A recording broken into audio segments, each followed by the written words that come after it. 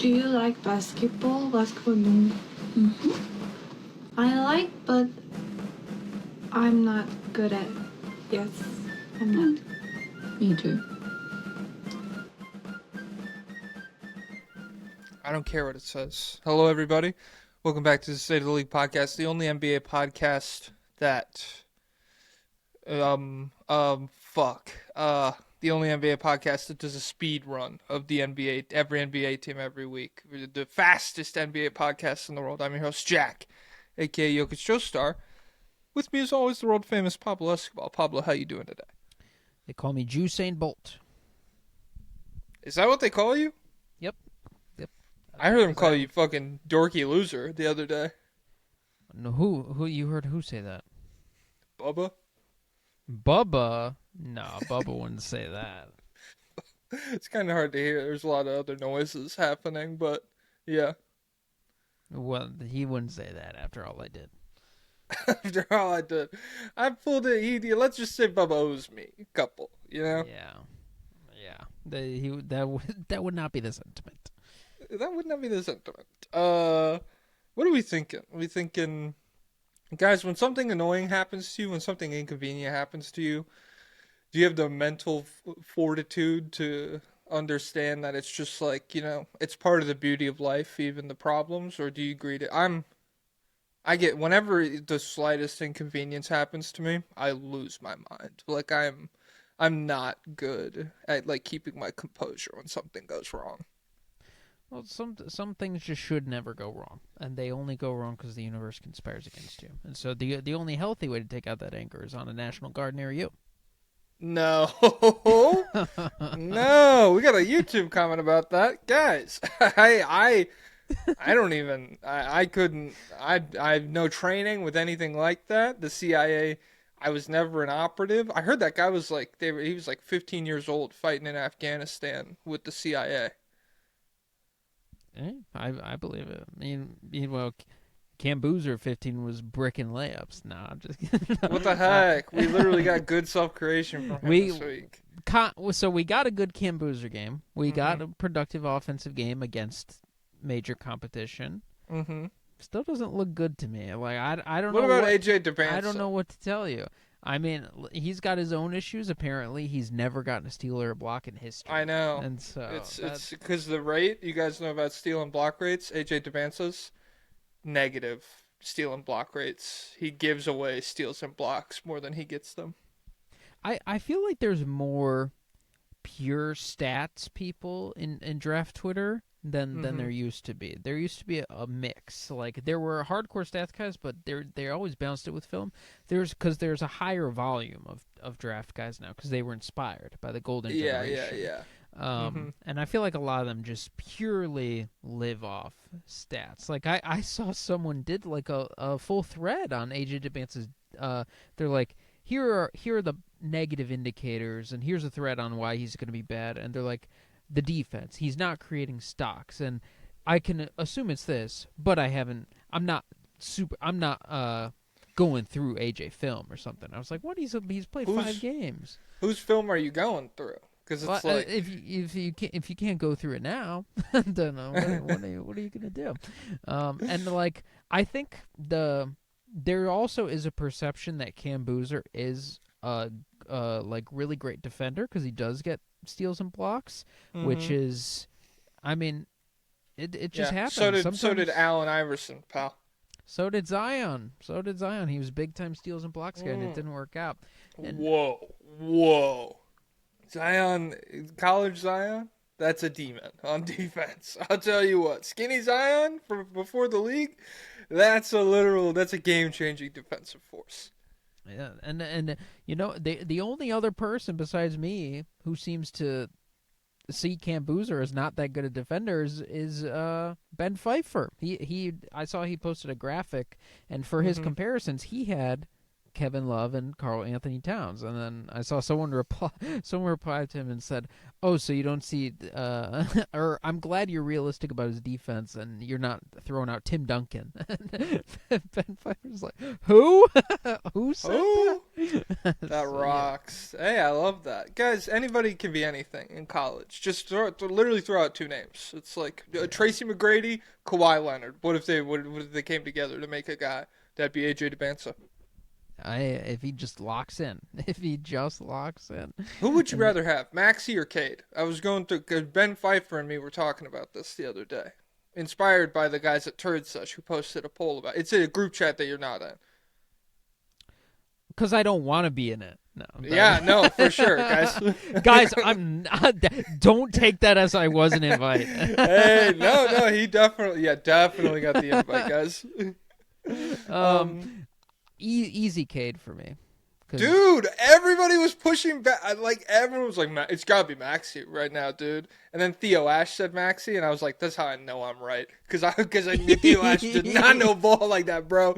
Go back to football. Oh, my God, that made me so mad. And then the freaking football guy, he's probably like, oh, Tyrese Maxey's huge. 6'2" is huge. 6'2", can you imagine if a wide receiver was 6'2"? Oh my man, God. that's a mismatch. Oh, yeah. They just don't get it. They don't see, I mean, I think a lot of people think hashtag no more small guards is like a personal opinion. There's blowback I see on Twitter now. Yeah, no, for sure. Well, because everybody has their small guard that they like, where it's like, yeah. Except for Brunson. And it's not like a thing that I'm like deciding is happening or anything. I didn't decide that the dodo wasn't going to be around anymore, guys. It's just the reality of how things work. I think now to draft disagreement with Ben, I think he has like 5 small guards in his top 20. Hey, he hit on Jeremiah Fears in a sense, I guess. I don't know. In the sense that he's not complete dog shit. I don't know.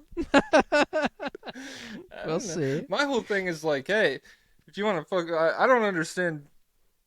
I don't understand the dynamic in that draft room of like, we need to punt. So like, if they took Queen with the Jeremiah Fears pick, Fears would have gone off the board way sooner. Is probably the logic there, right? I can't remember the draft order. I think Fears was like 6th. They took Fears. I think it went Trey Johnson, then Jeremiah Fears, and then, yeah, I don't know. Like, I think then they traded at 12th to pick up Derrick Queen. I don't know, but I mean, but realistically, like, they're just psychopaths. So I think it's just there is no real logic to any move they do. It's tough. There was a team. We'll get to a team down here where like, I literally wrote in my notes. I like tried to inhabit their mind space for 1 second, and then I was like, "No, that's what they want you to think. This is wrong. Don't go down that way." Yeah. What did I? So everyone was saying Maxey, and yeah, nobody was on. Well, the poll, because Carson posted a poll, and I think the poll was heavy Cade split, but then everybody in the group chat was like, "I'd rather have Maxey," and I'm just like, dude, I don't get it. I don't get it, Cade. Oh my God, what a guy! And the Pistons did lose back-to-back games finally, but damn. Hashtag not his fault. And those 7 turnovers, guys, stick around. We'll find out whether or not they matter. Yeah, I mean, I think Maxey probably is definitely is a better scorer, but still, I'll just take the bigger guy who can play defense. That's what I'm saying. And I mean, I don't know. He's definitely playing well enough. Testament to how well Maxey's playing, that it is like a conversation. Like I think about it and stuff. But yeah. I saw Wake Up Dead Man, the new Knives Out movie. I really like Josh O'Connor. He's such a good actor. Is he British? I think so, yeah. He looks British, but his American accent, and he's American in Wake Up Dead Man. It's very good. I haven't even heard of this. Is this in theaters or is this an it's coming. It's a Netflix movie. So it was in a theater around me that I went to, but is like I had to really track it down, and I don't know how long it's going to be showing there for. So I mean, I'm sure it's around you somewhere, but it hasn't been very like publicized or anything. Like Jesus. Is Jesus back? Well, he's around, so Mm-hmm. remember He's that. also maybe the most publicized individual of all time. Not enough. Not enough. Luffy Glaze versus Jesus Glaze. Who Oh, deserves more? was there a Jesus float at the Thanksgiving Day parade? No, definitely not. No. Wow, goes to show you where this They country's gotta heading. update. They gotta update Luffy's default clothes. I'm not gonna lie. I really don't like his Fishman Island outfit that much, and that's what he wears in like every piece of merch I see now. Like just like the red. Like I'm trying to see, especially maybe next year it'll be a Gear 5 float. That would be really cool. I don't know, because you gotta. It's a big spoiler to everyone in America, to the normies in America. Mm-hmm. Imagine like live action people. Bro, what? No, he gets white hair. Crap, dude. Yeah, and it's very intuitive, so they're gonna be like, oh, obviously it's Devil Fruit Awakened. Freaking spoiler. Mm-hmm. Well, like at the same time, the second Doflamingo was like, "There's that you can actually awaken your devil fruit." Did you know that? Did anybody really think Luffy's gonna go the whole time without awakening his shit? Probably not. Well, maybe it'd be good because he'd be the first guy to ever win the Pirate King without awakening. Or wait, no, Roger Well, didn't have a Roger won it with friggin' no devil. He's a hockey man. That's kind of cool, but at the same time, it's like I do struggle to see how entertaining a fight with just hockey can be, you know? Well, you just have colorful slashes, pretty much. I guess, but it's like The same as like Zoro. you then abandon like like one of the most entertaining power systems with the devil fruit, you know?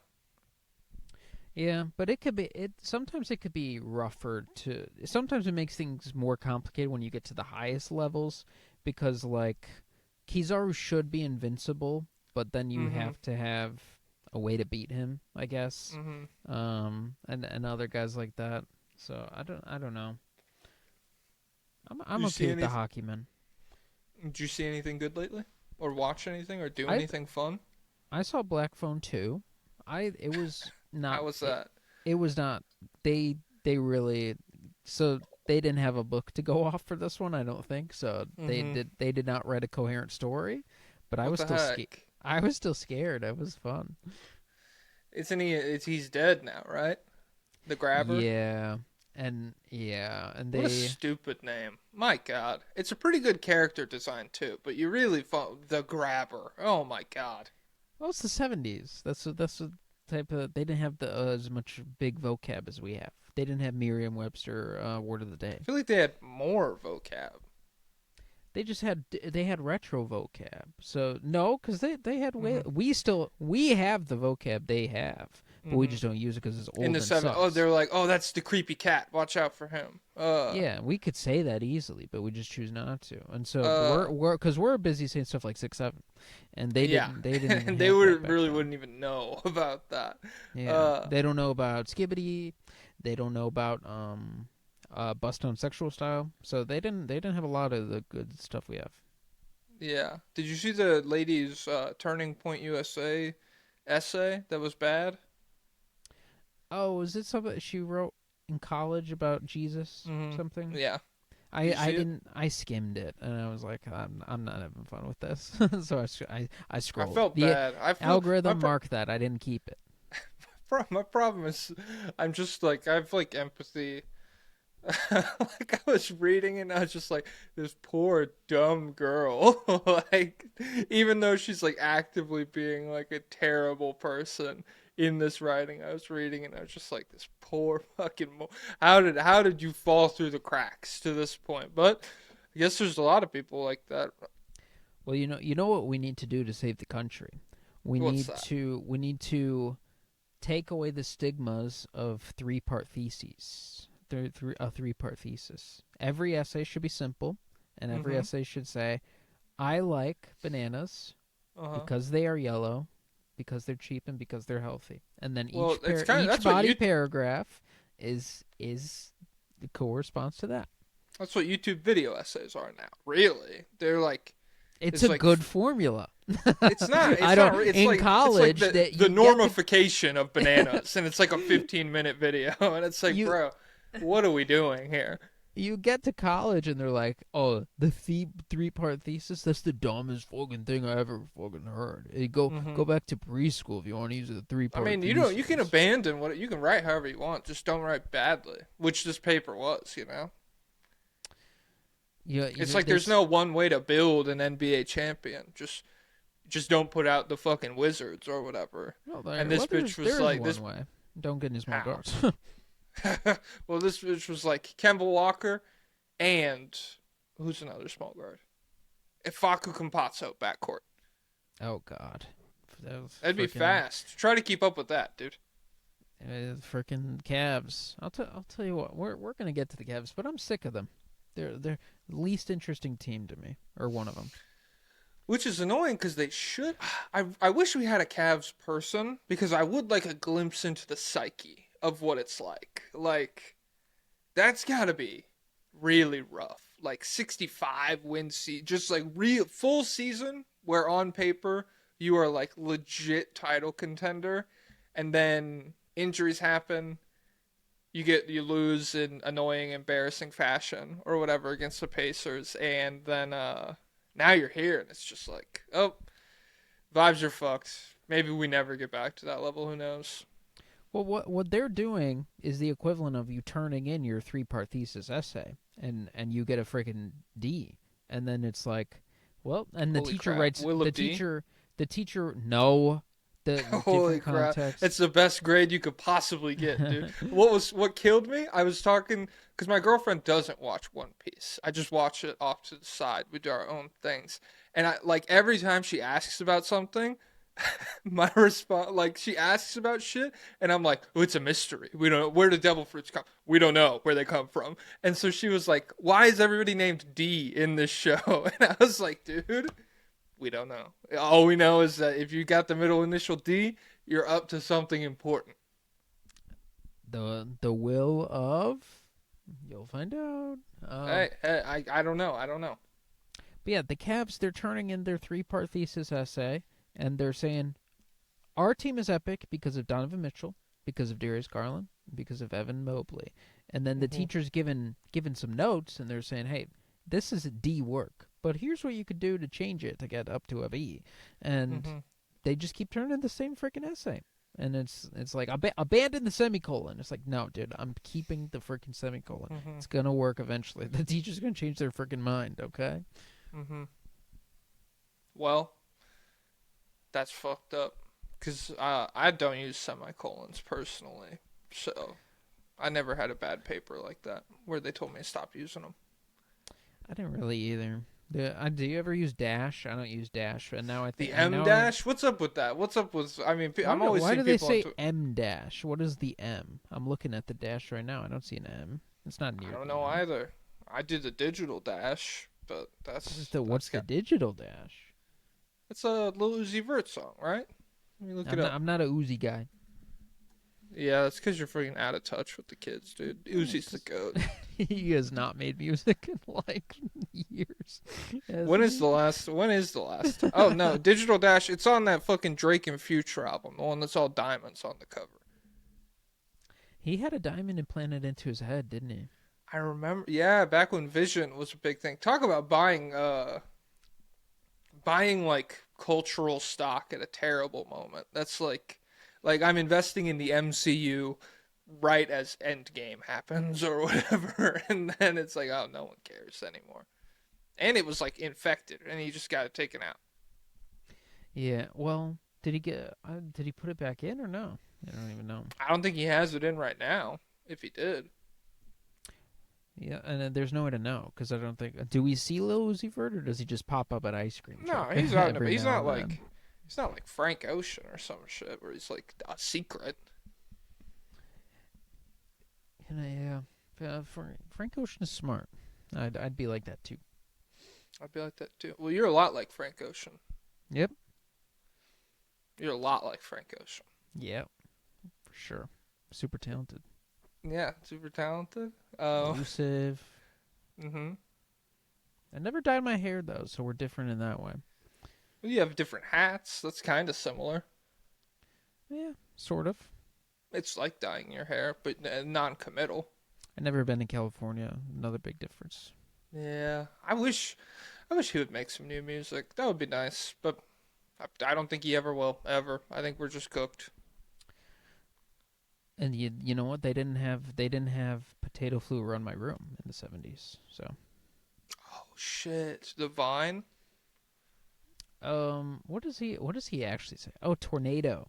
That's what he Yeah, a says. tornado flew around my room before you came. Excuse the mess it made.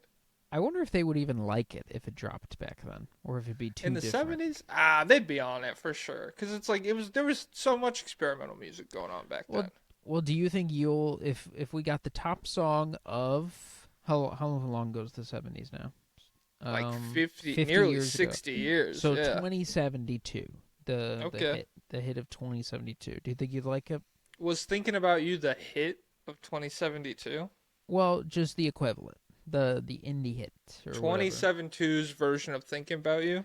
Yeah, I think I would like it because it's like a timeless song. I feel like yeah. Hey, the it's not like it's like hyper pop or some shit where it's like. Which I mean, shout out to hyper. hey, I'm sure there's that plenty might of be what it is. 2070. Well, if it is, then I'll be an old man about it. But until then, I think I would like it because I think the '70s version of us doing like a live local sports broadcast radio would like Frank Ocean's "Thinking About You." There probably won't be humans doing anything by then. It'll just be all 2072. AI. It's just a by loop AI of AI. for AI. Yeah. Yeah. What should we do about that? Nothing we could do except Come for on, get to the creative. get to the get first creative. team because we're 21 minutes. Oh shit. Okay. Well, never mind. AI. That's for another day. Unless you're talking Allen Iverson, then it'll be in maybe 6 team spots. All right. Timestamp. I got to get off my grocery list. Heavy cream. Get out of here. 21 minutes. What are you using that for? Butter chicken? Nah, I'm making a little I pasta clocked it. tonight. I freaking Well, clocked him. Butter chicken.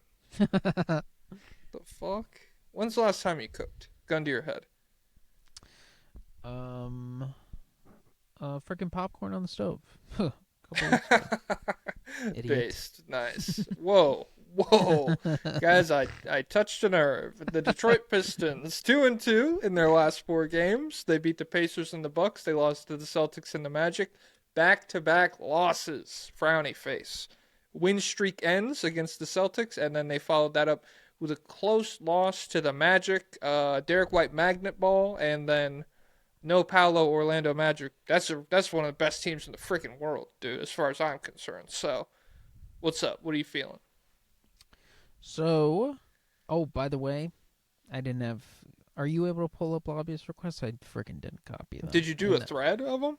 I did a thread, yeah. Okay, I'll just pull them. I'll pull them up on my laptop. Okay, yeah, because I don't know if it's gonna drain my freaking battery board to have 2 windows open. Guys, we're like the pioneers, kind of, and so Pablo's phone. That's like our salted meat. That's what's sustaining us right now. Jackson canceled their membership. Thanks a lot, pal. Wow. What? Freaking What the heck, Jackson? All right. Keep going on the Pistons. Guys, go to find out which Jackson, who Jackson is, and then we'll figure it out. So what do you think about the Pistons? Cade is up. I was looking at his numbers. So his shot distribution is the same. His shot frequencies they're the same exact across the board as last year. But his free throws are up. They're up from 4 to, or no, they're up from 5 to 8. That's a pretty big jump. Yeah, it's enormous. I looked at his drives, and he does drive 2 more times a game this year. He's up to 19 drives, and he was at 17 last year. But does that explain? Like, I wonder. What do you think? Is he better at getting free throws, or is it the league-wide shift? Because everyone's getting a ton of free throws. And what's it called? Ben Taylor just did a podcast where he's upset about it. He thinks There's too many free throws. Defenses have been neutered too much. Everything's a foul too much, and Well, really, that's what it I was slows thinking. down the game. Not to put myself in the freaking. Oh, sorry, I don't want to cut you off. But Van Gundy had he brought an explanation on. I think he was on Okay. Zach Lowe's show, and yeah. Oh, So God. through 272 games, 22% of the season, fouls and free throws per game are the highest they've been in 20 years. And so Stan Van Gundy reports from talking to coaches that they are copying OKC and teaching defense differently. They are no longer prioritizing avoiding fouls in favor of forcing more turnovers. So, and Dave Dufour brought this up. He was on that Thinking Basketball episode where like he said people are trying to be like OKC, but they're just not as good at it, and so they're fouling more. But I don't know. What do you think? Well, there's a lot to unpack here. First of all, what I was gonna say, I agree with thinking basketball here. I think it was the Pistons and the Magic the other night where I was just like, damn, these offenses are not good enough to be getting all these fucking foul calls, dude. And like I really do just think there should be a tightening up of the whistle, or I guess like a loosening. What the fuck? I don't know. Like I was just thinking, I was watching and okay, I've completely lost my train of thought. This is terrible. You want stricter? You want less calls? You want more calls? Well, I was just thinking that like it's already so. Oh, I think I was thinking that like offensive fouls. I think they should tighten up like travels and offensive fouls, both with the push off and when big men like hook their elbow around the defender, which admittedly Jokic does a lot, and Şengün does a ton as well. But I just think there's like a lot on the offensive end that like if the whistle is going to be this intense and offenses are going to be this talented and things are going to be so spaced out because of the three-pointer, you don't like officiating those things, those offensive fouls, the push off and the hooks and all of that shit, and like moving screens, whatever, which I think they have gotten better at moving screens over the past several years since like the peak Warriors days. Officiating those things doesn't even necessitate like a real rule change. It's just stuff that like you can enforce harder, that is a little bit subjective from the ref's point of view, that would give defenses more breathing room. And so that's what I was thinking about the other night.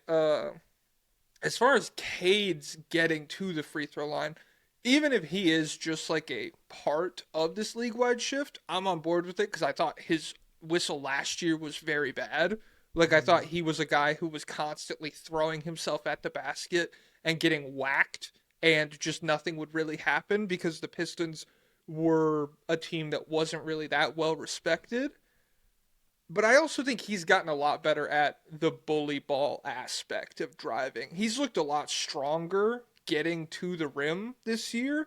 I don't know about like how many of his drives ended in that little like short mid-range that he loves to operate in last year versus this year, but it's definitely felt like he's been more concerned with like if he has one guy on him, taking those mid-range shots when it's like the good option and not just like stopping there because that's where he knows he wants to end up. Specifically in that Magic game, I thought he was very good at like, you know, if Franz was on him, he would get Franz on his shoulder and go. And it wasn't like he was like really struggling with that. So Cade, I think, both through changes in his game and the league-wide shift, is like, I'm cool with him taking this many free throws. He's a guy whose play style lends itself to getting to the line. Yeah, it's one of those things where the stats look funky to me, but in order to get the real truth, I would have to really lock into it, and I just haven't. But I just feel like that is a big jump, like 3 extra free throws a game, and if you were doing something that different, like if that part of your driving game is yielding 3 more free throws, I just feel like there probably should be another difference. Like theoretically, you should be more unstoppable, and they're fouling you more, and so your rim percentage should go up. But he's still shooting like identical to what he does at the rim. So it Is seems he like taking more attempts at the rim, or you said it's like the same? no, Also, his shot. I don't know. Maybe his overall volume of I don't know if he's taking the same amount of shots per game, but his frequency as far as like the shares, it's like yeah, whatever yeah. percent of his. Yeah. So I don't know. It seems funky to me, but he is someone I don't know about. But like Josh Giddey, for example, Josh Giddey, and Yes. he is at the top of drives in the NBA, so he is driving a lot. But I still feel like the free throw numbers are a little bit inflated, and and Keontae George is another guy. I feel like they're a little bit inflated. Like Hey, 60% true shooting on the season. I just checked the other day. it just seems like out of nowhere these guys who like did they really change something about themselves, or did the league just start subsidizing these guys who don't get all the way to the rim consistently? Hmm. It just seems it reminds me of year two. I look back at year two of Trey Young, and he had got like 9 free throws a game, and Oh, that the was jump back foul. Oh my yeah, God, that they yeah, quote unquote. I mean, to be fair, maybe they did start changing that because guys don't really do it anymore. But that was terrible. yeah, and it was just a point in the league where like, and he wasn't the old. I mean, Luka had the same thing. Damian Hmm. Lillard had the same thing. Brunson did it a lot. Like, yeah, there's plenty. Yeah, He was just the poster boy for it. yeah, James Harden, and then free throws have gone down. So it's interesting to see just as how much the league wide trends affect that specific aspect of a player. And so yeah, and the entire point of this is it makes me worry about these guys in the playoffs, like counting on it to be a legit part of their game. Like, do I look at like Josh Kidd? Do I look at it and be like, Hmm. oh, sick, he's gotten better at attacking the rim because he gets fouled more, so he should be better in the playoffs? But Yeah. is the reality just that he's getting this inflation stuff in the regular season, and then it's going to go away in the playoffs, and it's not going to be good? I don't know. Yeah. I guess we'll see. From what I've watched with Cade, and this makes me want to go like watch because I know in both of these games he took a lot of free throws against Boston and against Orlando. I think he was like at least 10 free throws in each game. I think against Boston he was even more, close to 14 if I remember correctly. But I want to go back and watch him because his the Giddy ones definitely stand out as like something that just doesn't really does like the whistle might not be there in the playoffs at all, and B, like defenses can lock in and scheme against even letting like the play get started that results in him getting free throws. Like the way he gets to the line, it feels like defenses can probably like settle down and solve a little bit easier, especially in the half court. Whereas with Cade, when you're watching it in real time, nothing really jumps out about like, oh, that's not going to be there in the playoffs, or that's something that like you can just solve because a lot of this just comes from this action. And I'm curious about whether or not like the amount of drives, maybe his rim attempt percentage is the same, but he's just getting fouled more, and like the shots that you would expect him to be taking, maybe those are actually just like Jalen Durant lobs now, and like maybe a bigger percentage of those possessions where he's not getting fouled are just him feeding Durant, and you're seeing a big increase in Durant's scoring volume as a result. I don't know exactly, but yeah, I do believe in Cade's foul drawing as something that would be there in the postseason. But besides that, all I have is Jaden Ivey, he sucks. limited minutes, so we're shaking off that rust. He hasn't played in 7 years, so it'll Team take a worst, little while. minus 19 in a 3-point loss to the Magic. And then he had 7 points on 2 of 9 shooting in the loss to Boston. Honestly, both of these teams are really good defenses, though. Orlando, which we'll get to in several spots, I don't know what's happened in the past several weeks to kind of, turn the corner with them, but they've looked really solid on that end of the floor lately. Pistons are the second best clutch team in the league. Wow. They didn't look like it in these games. Cade, against the Magic, there were several, not like classic dumb Cade turnovers, but turnovers where he would like dribble past somebody in transition. Like he would dribble past Jalen Suggs. And so then in your mind, you should know Suggs is behind me on the right.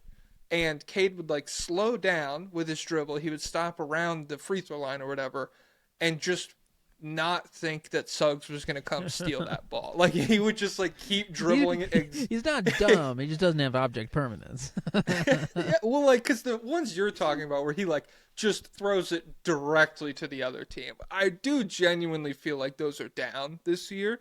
But in this Magic game, it was like, was Anthony Black going to come? Is he going to run up? Because I already ran past him, and so he's, yeah, I freaking left him in the dust. Come on. Yeah. And it would just, yeah, I think he did have 7 turnovers in that game, and in the clutch, some of them were bad. Yeah. Let me pull up these requests. Command F. Hit that Pistons. control up. Oh, and make sure you load all of them. I loaded all of them. I loaded. That's how they get you. I know. Yeah. So we have 9 instances of the word Pistons on, Well, because because 5 were probably in one post. That's how they get you. Yeah, yeah. Give me a number, 1 through 9. 3. 1, 2, 3. Cade Rubbingham, Detroit Pistons. Hello, guys. With all the talks and rumors about the Pistons making a big swing, who would you go for at the deadline, presuming Ivy doesn't pan out offensively? Okay, jerk. This guy doesn't have faith. You know who has a lot of faith? Jaden Ivey. He does. He does. And so God wouldn't let him down like that. I don't. Well, is the assumption that they would go after a guard? I don't know. That's really not been, like, if you look around, there's not that many good guards that are going to be like in trade talks. Well, there's the classic like Trey, LaMelo Ball, but I don't really think that's an archetype that Detroit's like desperate to inject into this team.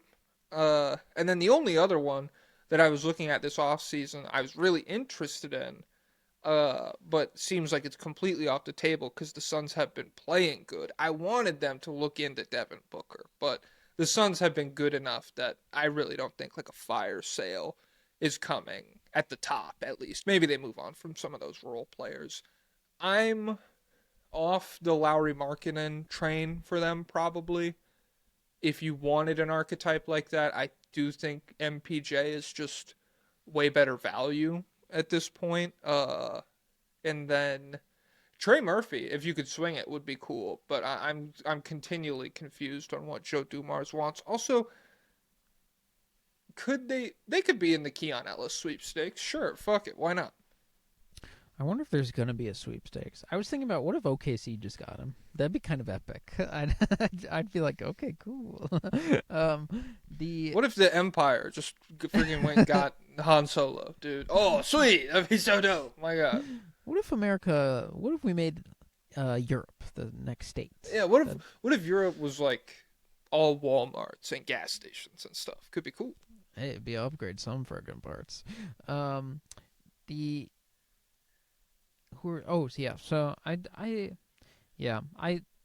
of the heavy hitters I feel like would make sense for the Pistons, and they don't give those kinds of vibes anyway that they would shake up this core a ton. Maybe at the most they'd go after Kobe White, but I don't know. We'll know more around the deadline. Yeah. Yeah, I don't think. I think Kofi said. He said it well. He said he doesn't feel like what they need is elsewhere right now. Now I don't think he meant like what they need to really jump into like a title contender, but just like what they need to like close out this season and feel like they're building towards something over the next several years. I don't think right now. I don't think is the big swing, especially when you look at like how good OKC is. If I'm any team in the league, a big swing just doesn't make sense until they look more beatable, I guess. JT Powers says, is Cade the second best player in the East? Giannis. Yeah. Who else? Tell me the standings. Who's at the Miami's at the top? Yeah, Miami, Toronto. Miami. Let's just go team by team. Miami. Okay. They don't have anyone. They don't have anyone.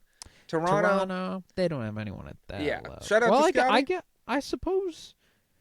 Where are you still firmly Kate above Scotty? Yeah, I think so. It's like it's a conversation for sure, but I do think with the way offense matters more, I just like Cade more at this point. Who's Knicks. after the Knicks? Oh, Brunson. You could Yeah, definitely. Brunson I feel like is the one people would default to a lot as number 2, and I'll still give him just like the track record of everything. Incredible playoff performance. Still, I mean, he just had like 37 when they played the Bucks. He looked incredible. So yeah, him. Then you have the Hawks. And to be consistent though, we started the episode saying Cade is better because he's bigger than Maxey. I think Brunson is just Maxey does have a successful. If I had proof that Maxey was like God in the playoffs. Well, his playoff numbers are very good, but it's obviously not the same experience. Yeah. If you put Jalen Brunson next to Embiid, oh my God, dude! Oh my, even freaking where do you have Bell's palsy Embiid? That was a crazy series. He was like falling apart, and he was still like really good. So yeah, I think Brunson over Cade, I'm totally cool with. Donovan Mitchell over Cade. Oh, I would be there too. Yeah, for sure. This one I'm a little lighter on, just because we have the same-ish track record of Donovan Mitchell. I think Brunson has been better in the playoffs. I think there's like a few different margins where he's just more productive. I'm just saying Mitchell above Cade. I don't know about Brunson. Oh, I know. I'm just talking through like everybody right now. Oh, okay. Like Brunson, I'm very comfortable with over Cade. Mitchell, I'm less. Like I'll still go Mitchell over Cade, but I'm easing off a little bit. Orlando, I don't think they have anybody. Hey, 76ers. the little things might add up. It might be Suggs. Hey, Sixers, no, probably not. Shout out to Embiid though. The Celtics. Brown is playing good, but no. Yeah. Wouldn't surprise me if Tatum comes back and is better than Cade, but I'm gonna say no for right now, just because we have no proof, you know. And then after that, it's like then we're in Bulls territory. So I'll say Cade. Whoa! How many triple doubles does Cade have this year? Probably almost as many. I don't know, because one guy gets them. One guy, his entire rep is built around him. Okay, and that's important because triple doubles are good now, guys. That means you freaking filled the stat sheet. Russell Westbrook. Yeah. Do we have any others? I guess there's only 3 for the Pistons, so I can jump up to the top and do the Digital Mitski. Pistons FC in the gutter after losing 2 in a row to Derrick White and Franz Wagner because nothing can ever go right in my stupid Chungus life. That's right. What could the floor of this Pistons team be by the end of the season? Is Cade a fraud who needs to be off ball more, keep it tight, and of course, glory to the Intifada? What the heck, dude? Whoa, we denounced that now. I think Cade is not a fraud, but he'd be better off the ball. And the Pistons floor, I'll go 5 seed. Freaking 5 seed. Stamp it. Stamp it. Yeah. I think it's tough because defense is such a cheat code for the regular season that, like, even a massive slide, it is tough to see them degrading into, like, what is that? 1, 2, 3, 4, 5, 6. I would go 6 seed as the floor because if you told me, like, Magic just go on a tear here, the Magic go on a tear, the Cavs even out, the Hawks even out, the Knicks are still good. Then the Heat and the Raptors stay where they are, and the Pistons are like nightmare mode, then yeah, I could see 6 seed. But realistically, I don't see them falling that far. Cade, off ball would be dope, but I also don't want them to like massively sink draft capital assets trying to make that happen right now. I'm cool with him just having this experience because how do you feel about him? Like, would you have more confidence in Cade moving off the ball than you did in Trae Young before we got all this evidence that like he's not going to do that? I don't know, because with Trey, it was like clearly the skill set is there, and it's just not being used. And if he would just buy into using it, then it'd be great. Cade, he's kind of been this. He's also been this super ball dominant guy his whole career. I feel like it's less evident for him because it's not the same shooting ability. But I don't know, because he's a psychopath, so you can't really. I don't know what he's thinking about anything. So It's true. I don't know. Yeah, it's also tough because like when you have a Jalen Johnson archetype, it's like okay, the path for that guy being on the ball more, it makes a ton of sense. With Jalen Duren, as your running mate, it's like okay, well Cade needs to remain on the ball for everything to work out that way. Okay, let's go 2 seed here, the Toronto Raptors. We don't have to spend much time on them. We did a whole freaking special on them, a Thanksgiving special, which was freaking S. What are we at? 45. All right. All that happened, Brandon Ingram buzzer beater to beat Indiana. That was a good game. It was sick. Worst offensive game of the season for the Raptors. The first time they've scored less than 100 points this year, but one of their best defensive efforts as well. Nobody on Indiana scored more than 16 points, and the Pacers only scored 95 as a team. So it was cool. Screw them. Get them out of here. Well, I don't know if we have lobbyists. I'll do Command F. Raptors. Rap. Hip hop. Oh my God. Somebody, John Chafe, wrote a fucking diatribe here. Really, guys? Calling my school Butt University? You don't know the beast you've just awoken. You've just created a million John Chafes. I don't even, yeah. It was just a freaking Wednesday for us, guy. Your villain origin story, I don't even register that, man. This is the kind of shit I'd be on. Anyways, I cannot believe my eyes. The Toronto Raptors are very good at basketball. So good that I actually learned how to pronounce our coach's last name, assuming they make the playoffs this year. What do you guys think would be the best and worst matchups for them? I personally think we could beat any team in the East in a 7-game series, but I especially think we would murder the Cavs, proving once and for all that Scotty owns that fraud Evan Mobley. Let me know your thoughts. John Chafe out. It depends on the confidence you have in your system, and so if you play against Miami, you guys are the same. So you're well, they're way faster somehow, but you both want to be in transition all the time. If you play against the Knicks, completely different experience.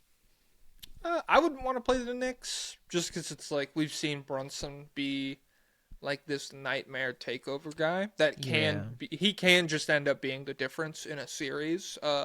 And I don't have a ton of confidence.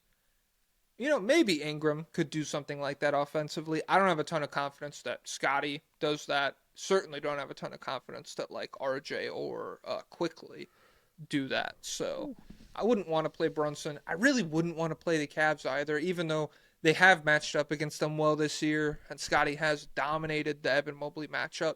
It's just a lot of potential for the rebounding thing to bite you between Allen and Mobley. It's just annoying. I wouldn't want to do that. That said, if you really think you can win the Eastern Conference, then you will probably have to play one of those teams, I would say. Yeah. Any other requests? Let me see. Levy, Small Guard Nation. What the fuck? Ew. What's up, Joe? What's up, Joe and Poe? The Raptors are the 2nd seed in the East, and all of our offensive and defensive stats indicate we are a good team. However, no one seems to respect us yet, and they especially don't put any of our players in contention for awards, DPOY, All-NBA, or even top 30 player. At what point do you think it takes for the league and the media to actually respect us? Is it an amount of games played? Thanks. #SmallGuardNation. probably playoff success, and then that's how you imprint your reputation. Because you guys also you had the frauds of the century of the 2010s in Lowry and DeRozan, Yeah. so you got to get that over definitely that. looms for sure. And you're Canada, we hate you guys. That's what they think in Canada. They don't talk about us because we're not American. Freaking the smallest market, dude, frick. Yeah, I would say. Honestly, I think Scotty is gonna get credit. I'm not really locked in to like DPOY or anything. I don't think he has a shot at that just because it's gonna be Wemby or it's gonna be somebody on the Thunder, and I think Wemby's missed the games played cut off. Well, it could be the Bam year if Wemby's dead. Nah, it's gonna be. I honestly think Chet will run away with it if the Thunder just Really? keep doing this. Yeah, I mean, Well, they are comfortably. We'll get to that in the Heat segment. Well, Yeah. actually, was that the last one or no? let me see. Because they're kind of 3 a out of 7. committee thing, so you could kind of like split the credit a ton of different The ways. Thunder. Yeah. Yeah, As you far as could. defense goes. All right, back check says Toronto Raptors. Thanks for getting us out of the way early. It's a nice change of pace. Rivalry ended with Magic FC. Parentheses. Scotty is no longer in Paolo talks. Rivalry resuming with the Cavs. Spida may be scary to some, but we have an 8-legged monster of our own here in Toronto. Parentheses. All of our beautiful boys. As much as I miss Siakam, I thank him for his service, letting us get some hype moments in aura over the reigning Eastern Conference champions. Is that the Pacers? Oh, they hit the game winner on the Pacers. Oh yeah. What is the realistic ceiling of this team, given that they just go get buckets and seem bipolar from beyond the arc? Is that the Achilles heel of this team, or can we BI pull up Medi our way out of it? Also, do combos around this team change if they convincingly beat the Knicks in the Cup, or is it still not canon? Hey, we respect the Cup, so I mean, it would warm me up to some interesting combos if they got a big win in the Cups, I guess, but I don't know. I think maybe if there's momentarily hype, it probably won't last. And so realistically, you need a bigger sample. So I don't think any big talk is going to matter for a little while. So we just got to sit and wait like for Caillou to grow some hair. What the heck? I don't think he ever will. Did he have alopecia? No, I think the writers just hated him. We sit and wait for Caillou to grow some muscle. Yeah, sit and wait for Caillou to grow some freaking moral backbone, dude. And be like, maybe I should take responsibility for my own mistakes in life. Yeah, he was freaking Gilbert. That's what he was always blaming things like Gilbert. Maybe I'm watching freaking Gil's Arena. Gilbert. Nice. Yeah, thanks. Let me timestamp the Heat. 4-0. Write down sick Gilbert Arenas joke. You fucking owned Gilbert Arenas. What is the timestamp? I got 10 fucking windows open right now. 52. The Heat. 4-0. They beat the Bucks, Mavs, 76ers, and the Bulls. Tyler Hero on the wheel offense. I want to die. I want to kill myself. I can't run this fucking offense anymore. I'm going insane. What do you think about that? So, yeah, he had 2 big games. In the one against Dallas, he was 12. I think he was 0 for 2 from 3. He was 12 for 16 from 2, and it was all floaters. Like it was just pure touch masterclass game from Mr. Hero. So maybe the most sustainable shot of all time. Yeah, maybe he even that's why he complained. He's like, God, I can't do this every day. Yeah. So his thoughts on the new offense. A little bit, Hero said when asked if there's going to be an adjustment to be involved in fewer pick and rolls this season, because he was their pick and roll leader a year ago. A couple times I was ready to call Ware up, like let's just go pick and roll, but being conscious of it, I think as the season goes on, we're gonna have to mix in a couple of pick and rolls here and there. But at the end of the day, it's about the patterns of recognition that our offense is kind of based on and the way we move without the ball, the spots we're supposed to be in. So that quote seemed bad. It seemed like he was like, "Big dog's back. We're gonna run some more pick and rolls," but it wasn't. He did say more encouraging stuff about it. He said, I'm not here to take over the offense or do anything. I told all the guys to just continue to play the same way, and I'll find my spots and fit in as I can. And so they did. Their scoring is way down in the 2 games that he's been back, but I don't know if that has anything to do with him realistically. I do wonder. That has to be a very confusing feeling where you run the wheel offense or whatever, and it's based around guys, understanding their spots and where they should be on the floor to create advantages. And if like Hero said, in that quote where he's like, I think he said like, we should be able to run pick and rolls and guys still be in those spots. like we should know where they need to be and everything anyways. So it just has to be a weird feeling where it's like, why are these mutually exclusive? Why is my life getting easier? Why does that mean everybody's life gets more difficult? I don't know. Yeah, he did, regardless of how he feels about the offense, he did play really well in that game over the Bucks. That's who they beat. 29-7 on 78% true shooting with only 2 turnovers. And then what were you going to say? What's up with the defense? Well, first, one last thing. LeBron on Tyler Hero with no screens on the offense. They're scoring at a high rate. If it's not broke, don't fix it. Tyler's ability to shoot, playoff closeouts, handle the ball, I don't see him not fitting into exactly what they're doing. Thanks, LeBron. But yeah, so their defense is still at the top of the NBA. Not the tip top, but they're number 2. They're the second best defense. But the difference between them and OKC is 7 points. And so who's 7 points behind Miami at number 2? The Chicago Bulls at number 23. Fuck. So it's a pretty big difference. Fuck. But if they do stay at number 2, this could be the Bam year. Bam individual reputation versus OKC group effort. It could happen because he is playing incredible defense this year. I mean, he is, but I just don't think it's gonna happen. Why not? You don't think they'll look at Miami and be like, this is because of Bam and Tyler? Who else are they looking at? No, I don't think Ware has that kind of reputation or cachet. I just don't think it'll happen, dude. But you think they'll give it to Chet? I do. I don't know. I feel like he doesn't even get the most credit for that. Who do you think does? I think Dort does, honestly. Well, that's just wrong. He shouldn't if he does. That's what's the odds? Let me see. Let's look. Let me look at the DPOY odds. Don't open up a second window. We can't afford that. Yeah. Well, I was gonna do it on my phone, but. Are you on your laptop right now? Yeah, that's how I got my mic plugged in. It's Chet, Wemby, Mobley, Amen, then Bam Adebayo. What the?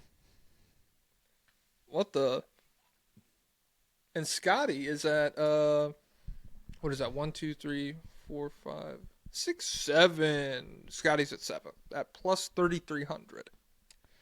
Guys, this is my prediction. Bet your futures now. Bam he'll finish top 3. The hype will get there.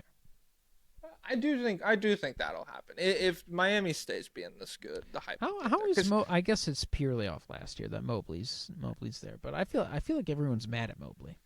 I mean, everyone is, but it's because of his offense. I would say his defense has been fine. Their defense, I think their statistically is fine, but their fans are really mad about their defense. Well, I mean, I think they're 10th on the year. And when you watch them, it feels worse because we've seen them be so good before, Yeah. What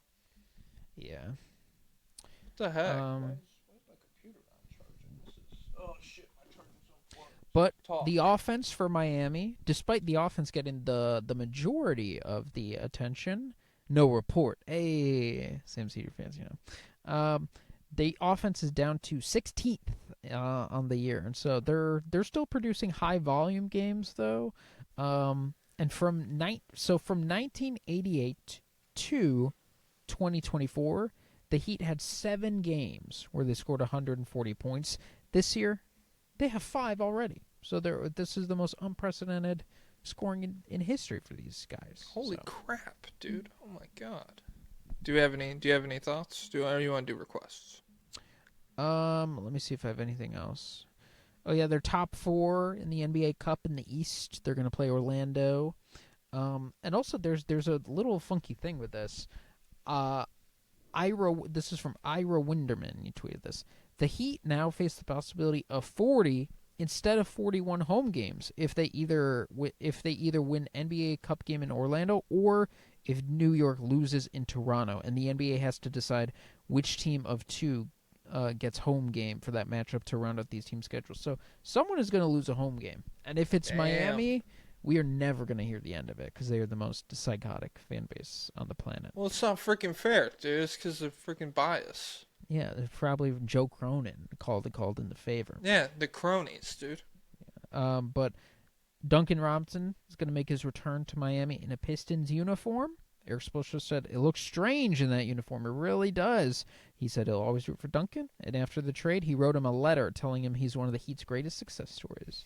I saw someone on Twitter was like, he always downplays Heat culture, Duncan Robinson. Like, he was like, yeah, it's just work. You just do the work. And it's like, I don't know.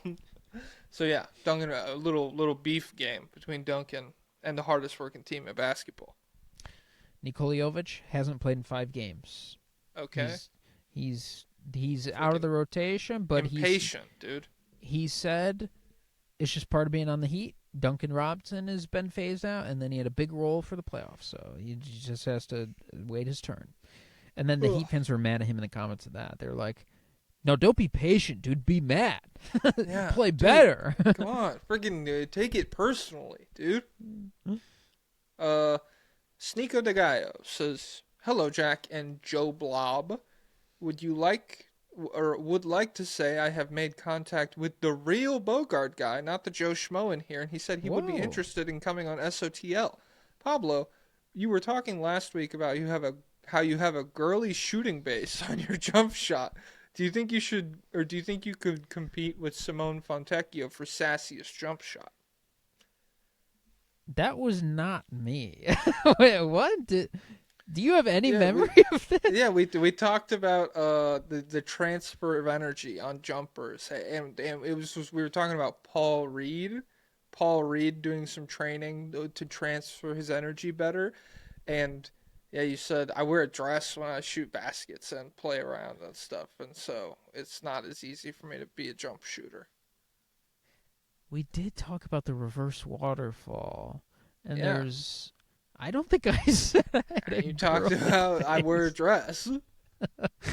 But what was the rest of the question? Bogart guy, SOTL guys, it's gonna happen. I just need to catch up. I'm in freaking Wano right now. I just got to the first Kaido fight, if you can even call it that. He's scary, dude. This is the first villain where I'm like, damn, this is crazy. He's like your grabber. You get nervous when you see him. Yes, him versus the grabber. Who you taking?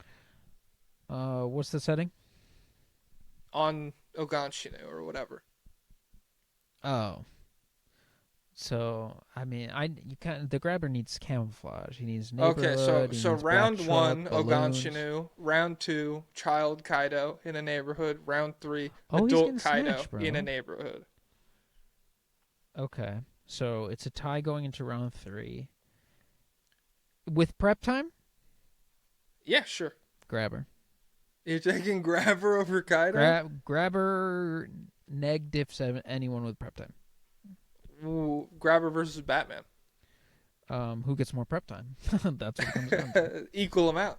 1 hour on the dot, and then they get teleported to the same location. What you're asking me is, what does a room full of mirrors with enough light to see? What's it show? I don't know. It shows mirrors. No way to know. No, it looks like mirrors reflecting. You can't see mirrors like that. They're freaking clear. If it's just mirrors, no, if it's shiny.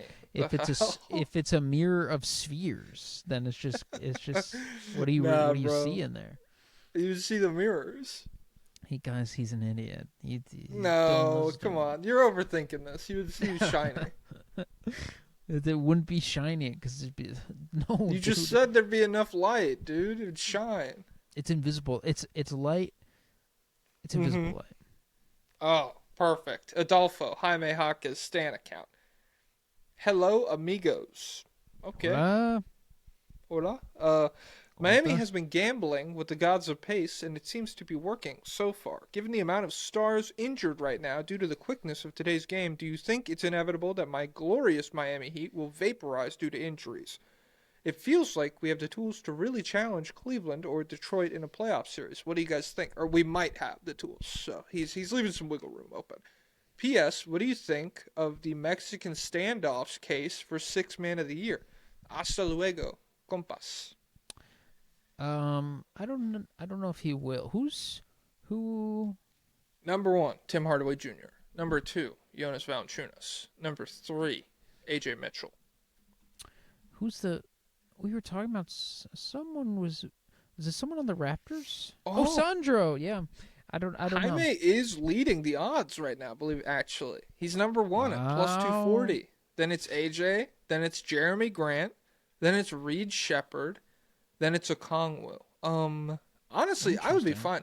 Jaime's been playing really well. He's Yeah. very important to like how they win basketball games and stuff. Yeah, I'd be fine with it. Presuming he has an excellent season and has a stats case by the end of it. But as far as the injuries, there's no way to know. Everyone who's playing with Pace has entered a lottery, and so we don't know who's going to win. And the And the it's like that prize is scary story, exploding the lottery. limbs. Oh, what is it that we our crop to keep our crops good? We got to put someone in a cave or something. Yeah, it's like the lottery. The lottery is the one where it's like, it's lottery day. Let's all go to the lottery. Woo. And it's like idyllic. And then you get to the lottery and it's a girl and a boy tied up. And they're like, please don't freaking lottery me. And then they throw rocks at them and kill them. Oh, I assume. Oh, I'd support that lottery depending on who the boy and girl were. Well, it's a lottery. You don't get a pick. Could be you. No, the town wouldn't do that to me. They didn't do anything. Yo, that would be kind of motion though. If you won the lottery and they tied you up and the whole town was like, I'm not throwing it. I'm not doing it, dude. Well, if It's too cool. if those were to ever happen in real life, maybe they have. I'm sure they have historically, but there's no chance that they keep it random. They're just like my freaking daughter's loser boyfriend. That's who. That's no, who's he getting won. in there. And my freaking bitch 4th grade teacher, guess she won the lottery. Oh Yep. man. Do we have any other requests For for the Miami Heats. Ars Gunner FC Soccer? Hello, Jack and Pablo, first-time lobbyists. Thank you for the galaxy. I was at the dispensary the other day, and I ordered a quarter, or a fourth, I guess, of Pablo's Revenge, the bud tender. Whoa! I cannot. The bud tender. Guys, I got beef with the entirety of the marijuana industrial classist. complex. I am. I stopped smoking when you stopped going to parking lots, scary parking lots. That's what happened. You think I'm gonna call you a barista? Shut up, coffee girl. Yeah, I'm down for that too. Shut up, coffee wench. Even if it's a boy. We just gotta find the French word for weed dealer. It probably sounds better than bud tender. You should say the plug. Remember the plug remarked. Le plug. Le plug. You must really like this strain. And I replied, yeah. When in reality, I just wanted to smoke that pack that got JR killed on Minecraft. And turns out it was pretty good. Thanks, Pablo. JR. Who's JR? Well, what's the song? Remember JR? You know that? Yeah, it's T Grizzly's first day out. Could that be it? But no, it's got to be. I'm assuming it's just something with Pablo Escobar. Pablo Escobar. Guys, comment down below. I don't know. So this guy is smoking weed. My question is about Spo. Who is to blame if he doesn't end his coaching career with another ring? I could see him taking over for Pat after he retires/dies, but as a coach, we consistently overachieve and stay out of the lottery. Also, if he never wins another ring, how much can we blame Terry Rozier? Quite a bit. Although I would also blame... I'd say it's all on Pat. Yeah. I would say the inability to sell high on a lot of players, this kind of obsession with in-house players and their value, and then eventually losing them for nothing. And also, it's not great to never bottom out. Like if like Hero and Bam, very good players. But let's think back over the last several years. Imagine every draft Pat Riley. He's like, they go to the meeting. They're like, should we bottom out? And he's like, look, this is Darren Peterson. He's going to be great. And he's like, psh, that's another Michael Beasley. No Michael thanks. Beasley. Frickin' Wemby, that's frickin' Michael Beasley. He was 20-10. Now you're not getting me again. If Michael Beasley couldn't make it, Nobody can. LeBron, Hey. our best player, didn't go to college, so I'm not invested. He probably liked Michael Beasley because Michael Beasley was never backing down in practice. He was like, I can beat it. LeBron, let's play once. I'll fucking torch you, dude. Well, I think he was backing down in every other capacity. Like, go rotate, protect the rim, Michael. Rotate. No, dude, quit asking. Job. Now, if we just give Cam Boozer Michael Beasley's scoring game, then we've got a stew. As far as no additional ring, I would blame Pat the most. Just because, like, for all of, like, for how cool it is to find talent through these, like, you know, different avenues. It doesn't really, finding a good guy out of the G League versus never adding another all-star level player, and really how they navigated the Jimmy Butler thing as well. It's just not good. Yeah, but I won't blame him too much for Jimmy because it was like, we're not going to pay you, you're too old. And it was like, but I did so much. And he's like, yeah. So much. Sorry. But I don't care. Past is the past, bro. What can you do for me now? Yeah. You're not Kobe, Betty. You're not getting that. You're not Kobe, We didn't buddy. give that to Dwayne Wade. You're not getting that. The New York Knicks. What are we at? 110? Okay. They are 3-1 in their last 4. They beat the Bucks. They beat the Hornets. They beat the Nets. They lost to the Magic. Cat against the Nets, 37 points, 10 rebounds. Dominant win. He's back, baby. Anybody who was mad at him for playing bad, what do you have to say now when he's playing good, dude? Brunson against the Bucks, 37 points, 5 assists in this game. How many points do you think Karl Anthony Towns had? 60. 9. 69? Yeah, and he was making like very crass noises. Honestly, it was pretty gross. No, he had 9 points. I swear, dude, Kuzma, he's a cat stopper. He's just one of those guys where it's like he's kind of too big and he's kind of fast, and it's like a very weird in between guy. And Cat just doesn't know what to do with them. So Knicks fans, you better watch out for that Bucks matchup because you'll get embarrassed by Maga Luzma for sure. Yeah, and OG on Giannis? I don't know. I don't feel too confident about that. So Nah, OG's clamping his ass. yeah, true. Yeah, because Giannis no bag. So if OG can guard guys with freaking bags like Luka and stuff, What if McCall? That was the one guy he had. that's the one guy Bridges can guard. It's Giannis Antetokounmpo. He was useless for 82 games. He didn't do a thing. But then we got that first round matchup with the Bucks, and my God, he showed out. I don't really have that much written down about the Knicks. The Bucks, it was a good Bucks win. I know it was a pretty close game, and I saw Brunson hit a couple really big clutch buckets, but I expect them to beat the Nets and the Hornets. It's good that they did, though. Josh Hart, he's back. November. 15 rebounds. Yeah, and in November, 14, 8, and 6 on 63% true shooting. What's and he he shooting was from 3? like 50 or something crazy. Holy fuck. It's gonna last. Those Sabonis numbers.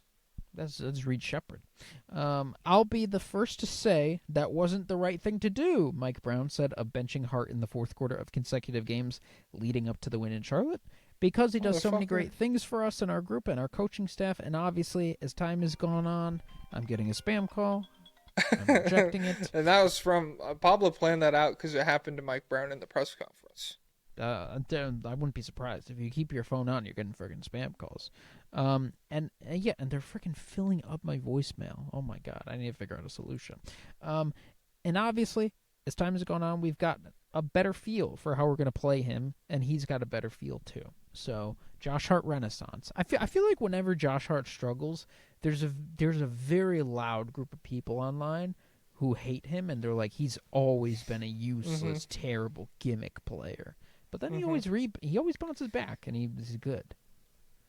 I guess. I don't know. I think the reality is probably somewhere in the middle, where it's like, I think reputation as like toolsy Swiss Army knife kind of guy, probably a bit overblown. And when he's not shooting the three well, really not that good of a player. But generally, he has shot the three well. I don't think he was good in the playoffs last year, though. Let me pull this up. Do you know off the top of your head? The last two playoffs blend together.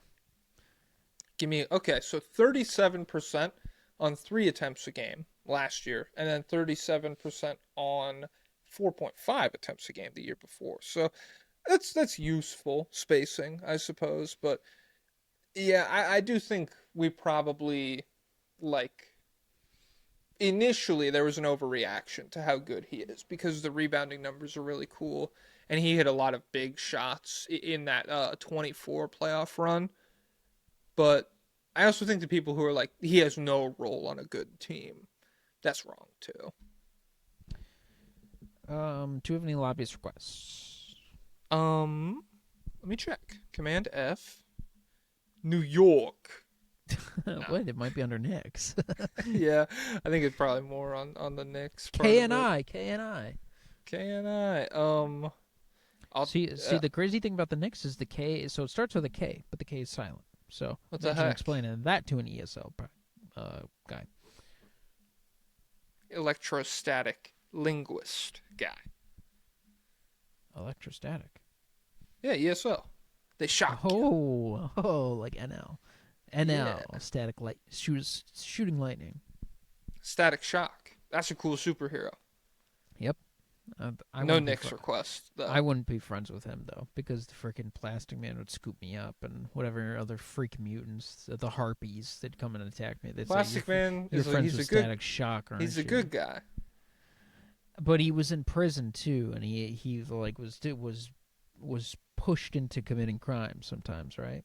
I think he was. I guess. He I was like him because he could become he could become a nuclear bomb. I hate DC.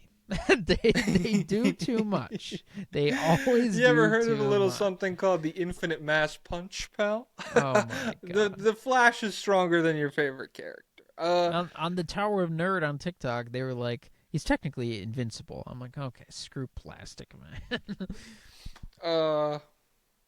Yeah. So no Knicks requests. Kind of a brief segment. I mean, like I said, I expect them to beat the Hawks or the Nets and the Hornets. Should I have a delivery at my front desk? I just got an email about it. Let me guess. Frickin' tongs. I bet he got new frickin' tongs. Bro be like, whoop, whoop, whoop. With the new tongs. Did you get new tongs lately? Nah. Yeah, because you're moving with old tongs, bro. Freaking No, rusty-ass they're stainless tongs, boy. steel. They're freaking stainless steel. They shine like the moon. Grab and show those old ass tongs, dude. Everybody comment Pablo's old tongs down below. Let's get it going. The Hawks. What are we at? 117. I'll round up. I'm a little rounder. Shout out to Edward Norton and them. The Hawks. 3-1 in their last 4. Beat the Cavs, Hornets, Pelicans. Lost to the Wizards. Ooh. Pretty embarrassing to be at this point. It's like they'll be that team. Nice. They got 46 points from CJ McCollum. D-Lee had an interesting point about I like him because his cope is always like founded in a lot of math, you know, and so like CJ McCollum lights him up for 46 points. And his thread after the game is like, how much can a player really contest three-pointers in the modern NBA? How much can you even affect a jump shooter anymore? Which it was interesting because there's so much scheming just to get guys open that like even a guy like Dyson Daniels, who is an incredible isolation defender, he can just get drawn up to be completely removed out of plays by a team that is not good. One of like the worst team in the league, probably. So yeah, it's crazy. They bounced back with a win over the Cavs though. Jalen Johnson, another really good triple double, 29 points, 12 rebounds, 12 assists on 62% true shooting. Onyeka Okongwu, the shooting leap is still here. He's at 41% on 5 attempts a game on the year. There was a 3-game stretch recently where he went 0 for 9, and I think some people might have been thinking fraud alert. He's fallen back down to earth, but then he had the 8 and 14 explosion game, and then since then he's 17 of 39 in 6 games. So he might be just a legit stretch 5, which is epic. He seems like he's very confident with the shot right now. Like he just lets it fly. Yeah.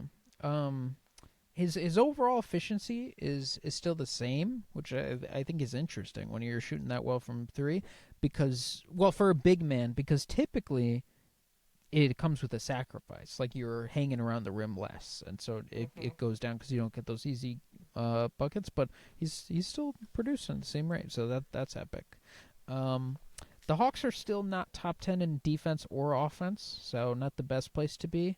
Their transition defense is really bad, which is odd considering our off-season episode with Hoop Venue, who gave us the secret of spacing bakes, helping your transition defense. Well, how much has Porzingis even played? He's played more than you think. I feel like he's played. I forget what the number is. I'm going to set over-under is at 12 and a half games. It might be at 12 or it might be 14. Let me see. Because I know he just got an illness that he was out with again. He is at 12 exactly. So yeah, he did hit the under on that. I know his advanced stuff has been really good so far. EPM has him as like a top 10 player right now or some shit. And I think it's like primarily from offense. They think he's like an awesome offensive player. But between him and Okongwu and like even I don't know enough about where Moge stands on offense enough, but even he takes a little bit of threes. So it seems like they should be a team that's good at that, but they're not. They're 26th in free throw rate. That's not good. That's one.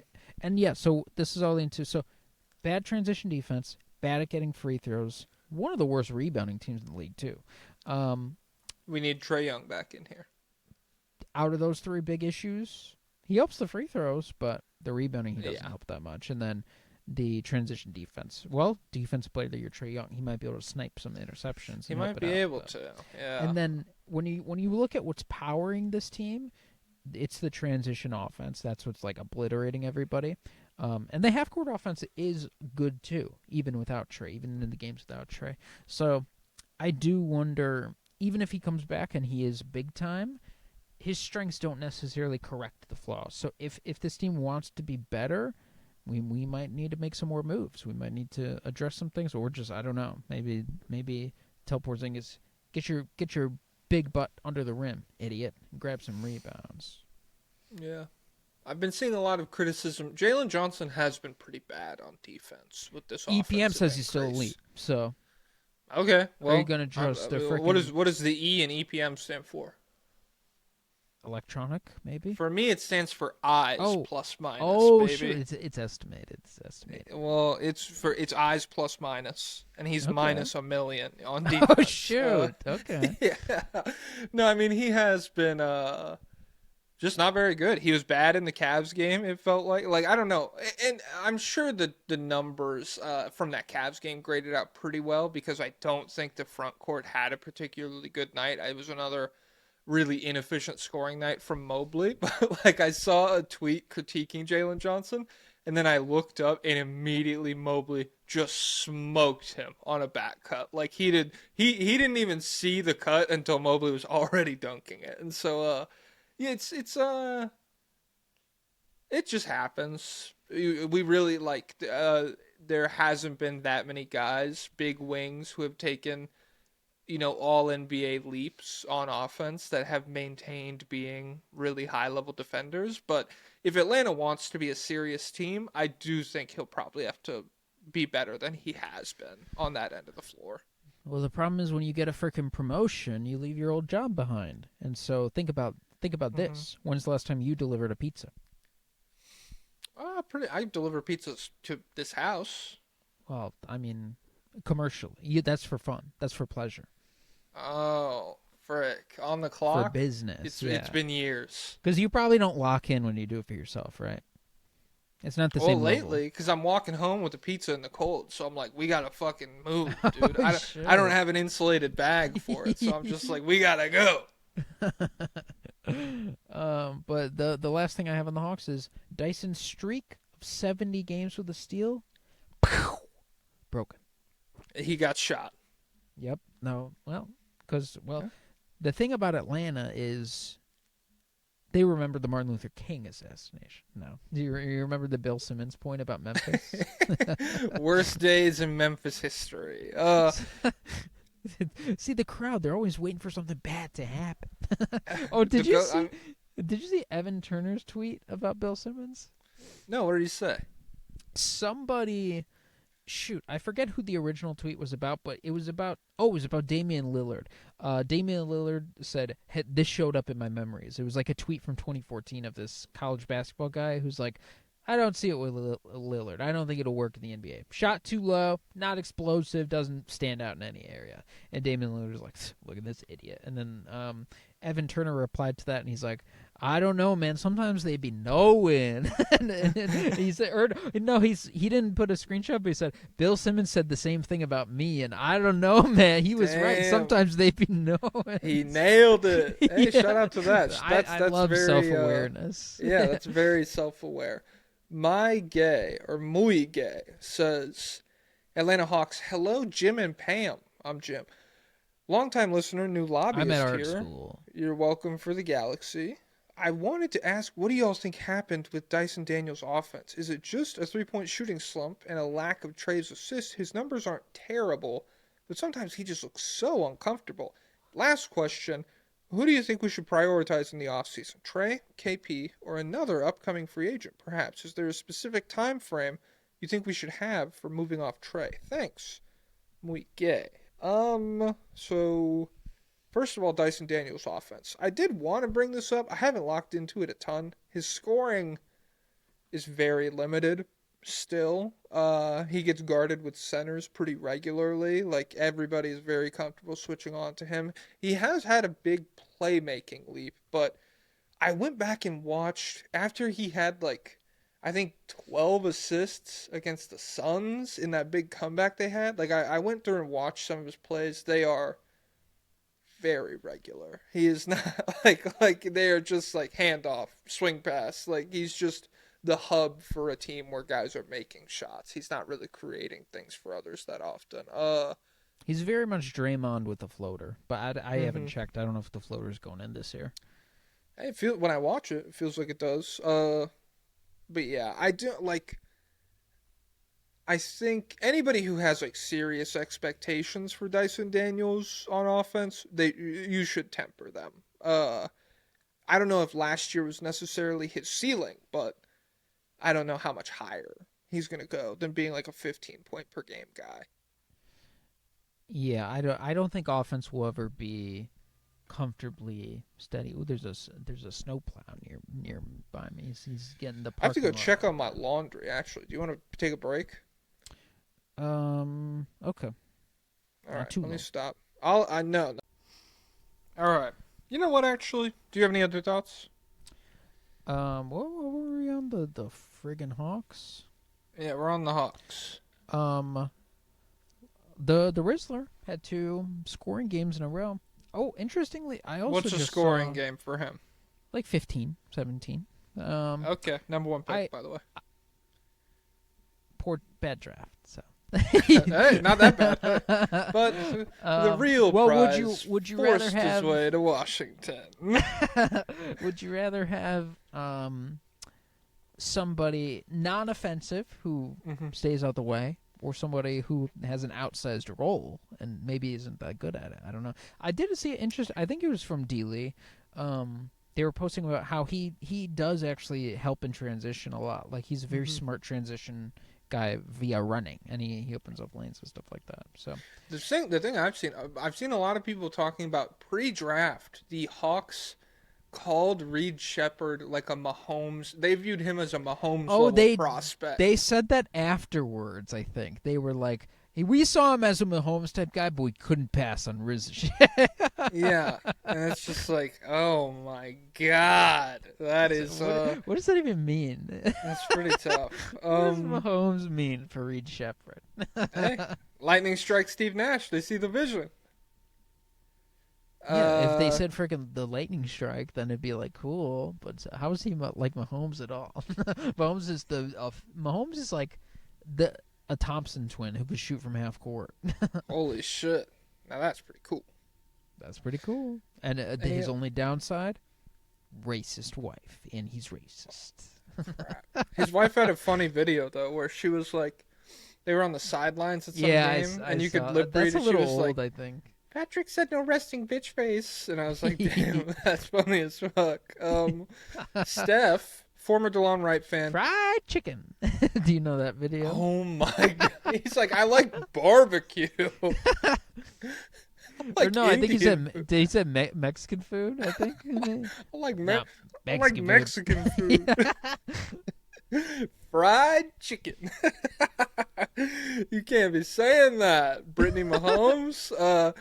Steph, former DeLon Wright fan. Hawks, new plan. The dictator can stay, but only for games against sub 500 teams. Offense bogged down on the road in Utah.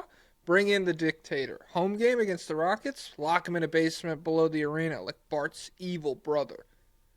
And then, yeah. Sub 5. That's a term in the looks maxing community. It means you're ugly, essentially. They're like, is above 5 pretty, or just above average? I think there's different tiers. They have like low tier normie, high tier normie. Then does it go straight to Chad? I don't know. That might be one of the meanest presents I could think of. If you want a mean present for your friend for your Christmas, do like a cameo from a looks maxing influencer. I judged you. Here's your score. You have a poor maxilla. Yeah, you got a 4.2. Sorry, dude. And he's brutal. Don't listen unless you're in a good headspace. Yeah, I don't know. Trey, like we said, it remains to be seen, and so that's it.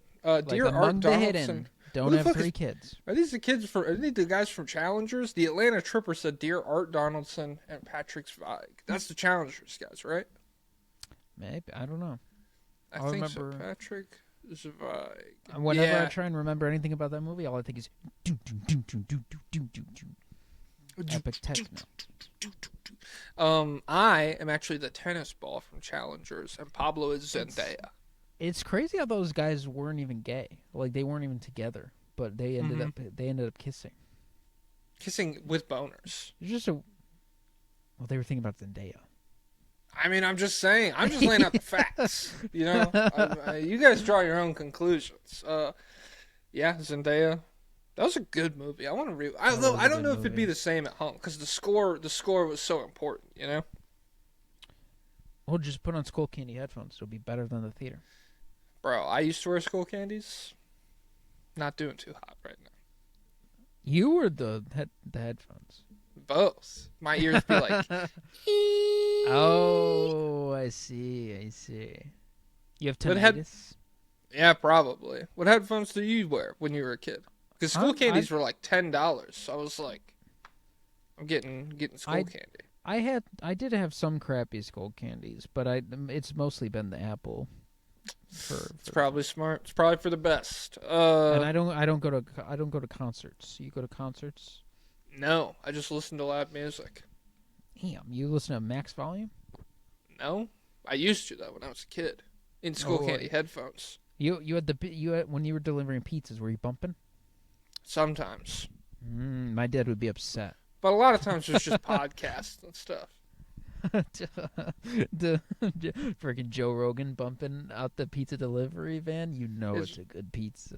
You know it's a good pizza. I got Joe Rogan Sasquatch noises 24-hour loop, chopped and screwed going. All right, we're done with the Hawks. I'm done with them. Get them out of my face. We got a speed run. We got an hour and a half left, guys. Pablo, Let's Pablo's see. got a bomb strapped to his car with a I have timer a ticking down. laptop that can't be charged. Oh yeah, hour and 32. Okay. One. Guys, the snowstorm. It's impacted electricity. I wish we got some snow out here. I'm You got jealous. none? I mean, I don't think the weather's hit us yet, but I don't think we're supposed to get any. I feel like it's not even heavy snow, but apparently the jesters out here forgot how to plow. So. Oh, crap. All right. Timestamp. The Cavs. Hey, look at these losers all the way down here. 2-2 in their last 4 games. They beat the Clippers and the Pacers. They lost to the Raptors and the Hawks. Back-to-back losses for the second time this season. They're just 5-5 over their last 10 games, and this marks the first time they've lost with Donovan Mitchell scoring more than 35 points this season. He had 42. That's a good recipe then. In the loss to the Hawks. I wrote down they really suck defensively. It's nasty the lows that this team can hit, even though they are still 10th in defensive rating. And I think like over the whatever stretch of games I looked at recently, they were, I think the last 8 games they were 8th. So I don't know. But the fan base is united in that one. They hate the defense. DeAndre Hunter, he played the Hawks, and before the game he said, "They can't stop me. They know that." And then he had 16. He had efficient 16. Hey. But I went to the Hawks subreddit, and they all seem to think he was joking. Like they weren't mad about it the way the Heat would be. You can't say that to the Rockets. You'll die. You can't say that if you're Chandler Hutchison. You say that to the Bulls, you're done for. You're done. This guy. Oh wow, Mr. Hollywood. Forgot where you came from, did you, pal? But you know who else Cavs fans hate besides their defense? They hate freaking Jarrett Allen, and so his finishing is down this year. His 2-point percentage was above 70 last year. It's down to 59. Plot twist: you lose your point guard, and the guy who can only dunk the basketball isn't as good. Yeah. Rim percentage is down to 70 from 77, but his floaters are down too. That's killing him. He's down. He's at 45%. He was at 60 last year, which is crazy. And yeah, Cavs fans are done with him. I think they're upset with his defense too. So, yeah, this team, they're one of the least interesting teams to me. I want it blown up. I do not care. I know. It just feels like something has to give. Like if we run it back again and again, we're like if we went 3 years back in time to this exact day, I bet we're saying like, oh, when Garland just gets 100% and if Allen and Mobley can figure it out. Blah, blah, yeah, blah. And you know Mobley's only 21 right now. We're looking for like a leap soon is coming. I'm not concerned until he's freaking 29. Yeah. Mobley, AT&T, still not dope, still not perfect. I think he had 20 and yeah, that's what it's the abridged version of 18 and 8. Of 18 and wait, why? It's just it's shorter. AT sounds like 18, but dude, I mean, God, do you have to fucking nitpick everything? That's what they should call you. It's like the grabber, but you're the nitpicker. Imagine like I'm imagining it. So a guy comes up with the Magic Johnson nickname, and it's like, let's call it's a great nickname. Let's call Dominique Wilkins Dunmaster. or I don't know what the equivalent would be. But just picture a guy comes up with a bad nickname. Walk me through the Dunmaster thought process. Because there's no K, so it's shorter. Dunk, but like how'd you get there from Magic? I'm confused. Because Magic is a good nickname, and then I come up with good nicknames all the time, and then these frauds on Twitter try and come up with good nicknames, and they can't actually do it because they have no spirit. I like AT&T. I think that's funny. I don't think it's good. Why? It's just shortened to 18 and 8. What is it? Wait, is it the literal? What letters is it when you write it out? AT&T, and so they'll be like phone. There's like a picture people send around now of Mobley standing in front of an AT&T store, and they're like, God, he did it again. If it's caught on, it's caught on. But the last T makes no sense. The Dunmaster. That was See, it's I mean, shorter than dunk. You your don't have to say greatest dunk. work. It's quicker. The Dunk Master. You know what? You're right. Infallible logic, as always, Mister. Damn you! It just masterful gambit. You son of a bitch. I don't have anything else on the Cavs. You want to see if there's any requests? I guess. Let's see what these Let me guess. Let's guess. Should we trade Mobley? Should we trade Garland? Yeah, Yeah. There's no requests, I don't think. because everyone's tired of it. Cleveland. Imagine how Cavs fans be like. Imagine how tired we are. Post that to TikTok, guys. Get 1 million. Okay, guys, clip that, post it to TikTok. Pay me all the money it gets. Well, we'll split. My name is 90 Cleveland Brown. 97.3. 97.3. The squeeze. Ew, let's squeeze out a little Taylor Swift for you. Ophelia plays next. There's a song by the band called Ophelia. It's really good. The band? Yeah. It's a band called The Band. It's from like the 70s, I think. Okay, if it's back then, it's better. Yeah. They didn't have any. This comes back to the vocabulary discussion. They didn't know what to call it. They were one of the first ones, I bet. Yeah. I mean, what was I guess it was just a group of guys, but like it didn't have the before the music connotation, like a band of outlaws. A band of fellas, a band of brothers, really. Who's after the Cavs? The Magic?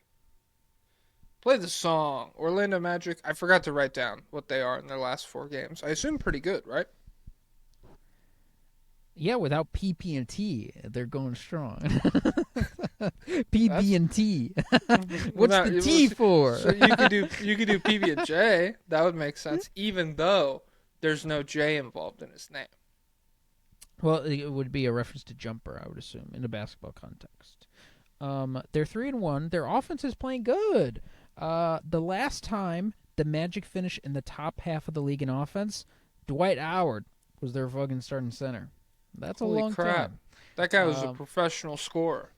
If you ask him. Dwight Howard and shooters, forget about it. In 2010 only, like when no one else has thought to do it, and it works really well. They have the number 4 offense since Paolo went out, so that's over a span of 9 games. And the Athletic was writing about, I think it was Fred Katz. And so,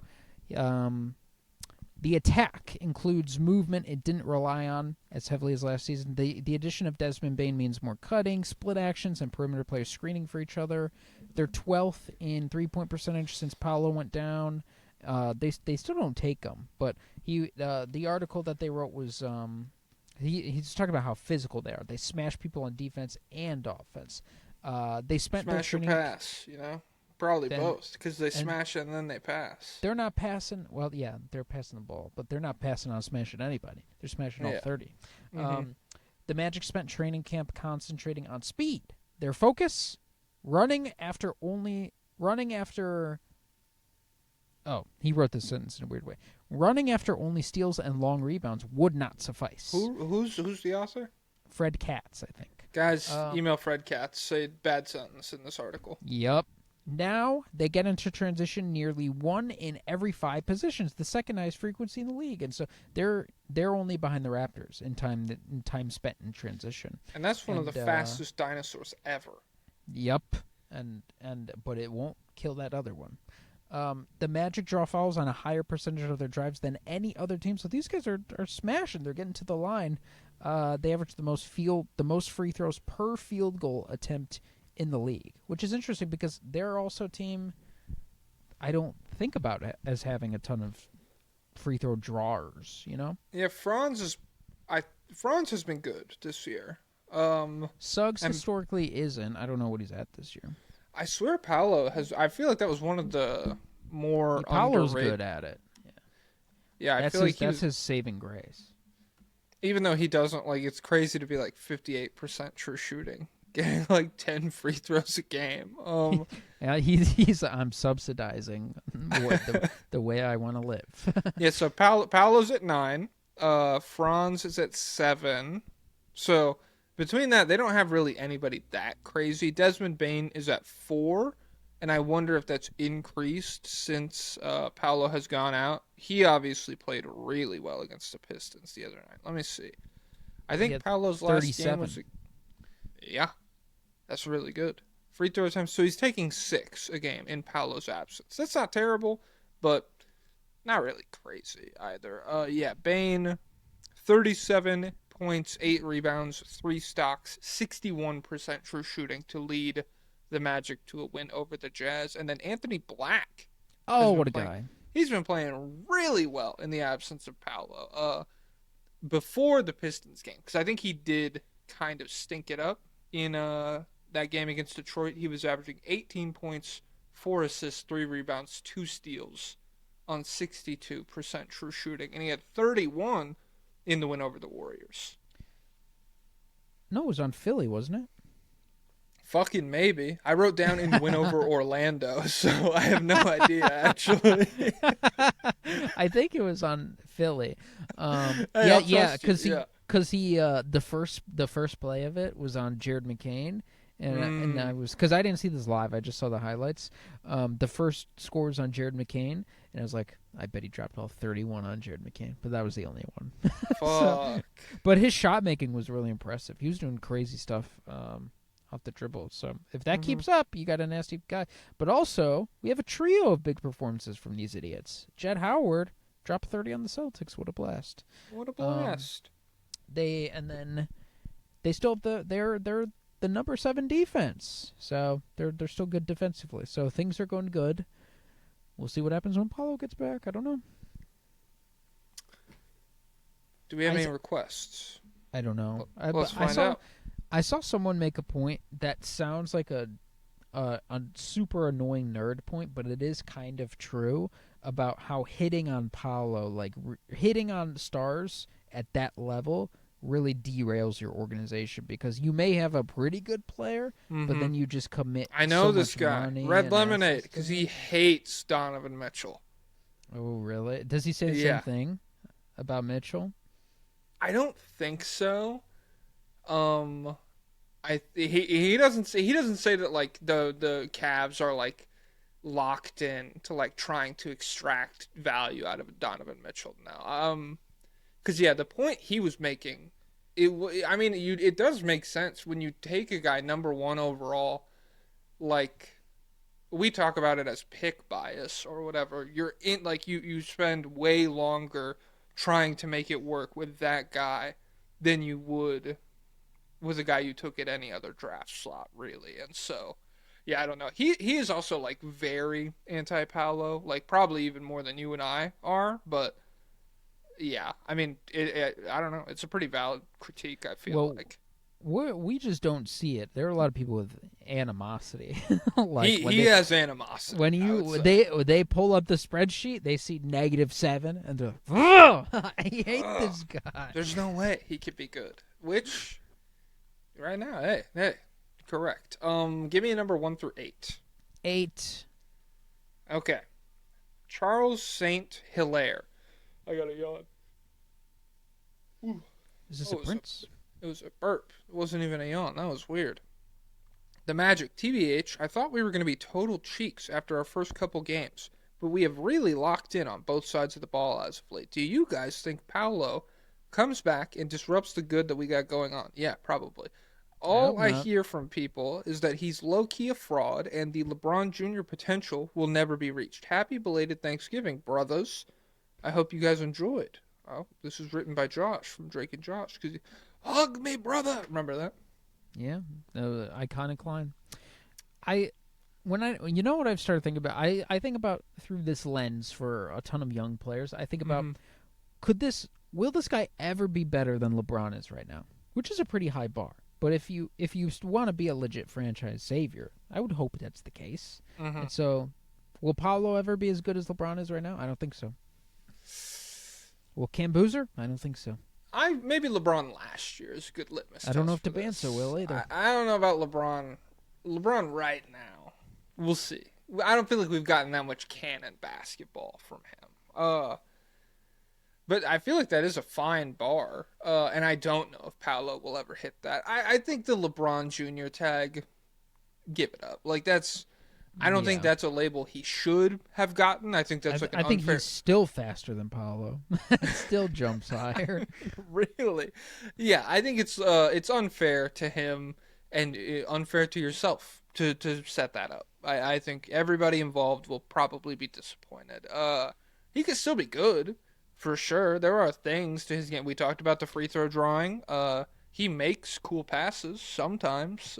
He is an enormous guy who moves in a way that you don't see very often. But He's a physical mismatch even at the playoff level, which is rare. yeah, so If you I could mean, I'm demand not double like teams, it's epic. there's not no way for it to work, but especially given again Orlando's defense has just looked like way better since he has been out. Like they are just so much better on that end of the floor. So I don't know. All right, give me another number, 1 through 8. Let's just go from the bottom up.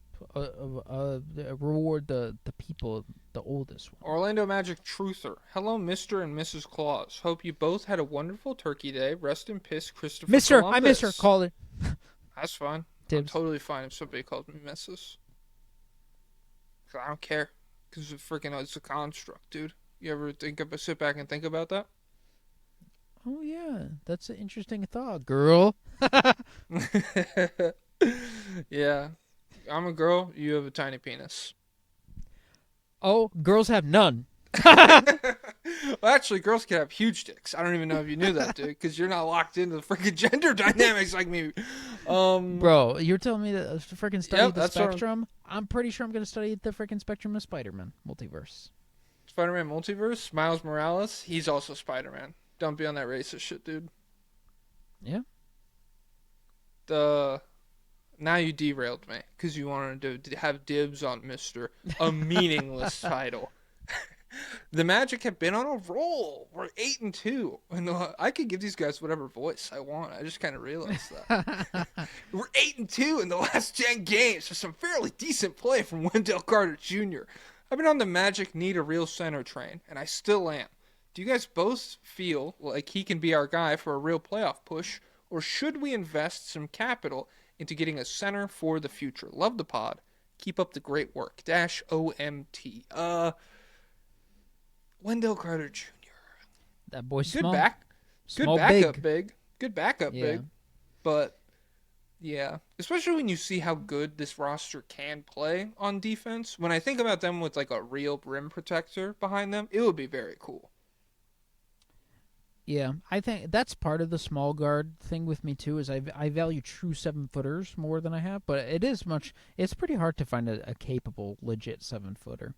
So I do think it is a gap, but I don't know if there's an easy 7-footer out there to get that's better than I would've Goga and Luke Cornett would have been Wendell. sick for them to get. I'm famously a Luke Cornett doubter, but maybe. Well, hey, you're eating crow right now because he's been You know, killing it. You know who's freaking on the bench? Rocco Zikoski of Rocco Minnesota. Sikorsky. He's 7'3", mate. Get him. Go get him. Get him the fuck on your team. is that how they say it? Or is that British? I don't even know. I don't know. Well, they're just British people. Yeah. 76ers? You want to get into it? Yeah. Crap, I freaking typed the passcode into my phone wrong. Everybody hold on. Hold on. He's locked up for 18 minutes. Years. 76ers, I also didn't write down what they went in their last 4 games. I thought I did this. I organized them in terms They're of 2-2. Maxey below 25 in back-to-back games for the first time this season. Versus Orlando, 20 points and 4 assists on 57% true shooting versus Brooklyn, 22, 9, and 7 on 59% true shooting. VJ Edgecombe, rest in peace. He's hit the rookie wall. He is. I saw someone made a graph with the 10 most inefficient people by true shooting percentage in the league. Minimum 150 attempts, and unfortunately, VJ Edgecombe is number 10. It's So sad. He's really coming out as like one of those like first 2 weeks of the season stories where it's like, remember that? That was cool. Yeah, he's missed the last 3 games with a calf injury. Don't blow that bad boy up. Be careful. Over his last 8 games, he's 13 points, 6 rebounds, 4 assists, 34% from the field, 29% from 3, 63% from the line, and he's at 54% on the year. So not looking too hot for him. But it's freaking, guys, rookie guards. It's not canon in year 1. Remember, that's part of the small guard evaluation phase. So, Jared McCain, he had 20 the other day. He strung together 3 productive games. I don't know how efficient they were, but he was scoring at the very least. So he had 20 on. I don't know either, but like he had 5. He had 5 steals, and he was a team high plus 18. Whoa! Okay. Yeah, I think we're back on track, people. He never left. He never left. The vibes are perfect again. So if I type in 76, we get 1 request from Jared McCain. Try SIX. Okay, I'll do SIX.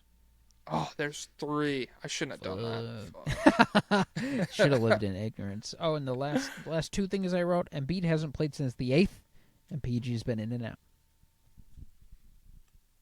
We should call him PG and T. Am I right? Yeah. Yeah, it's the same freaking thing. Paul George.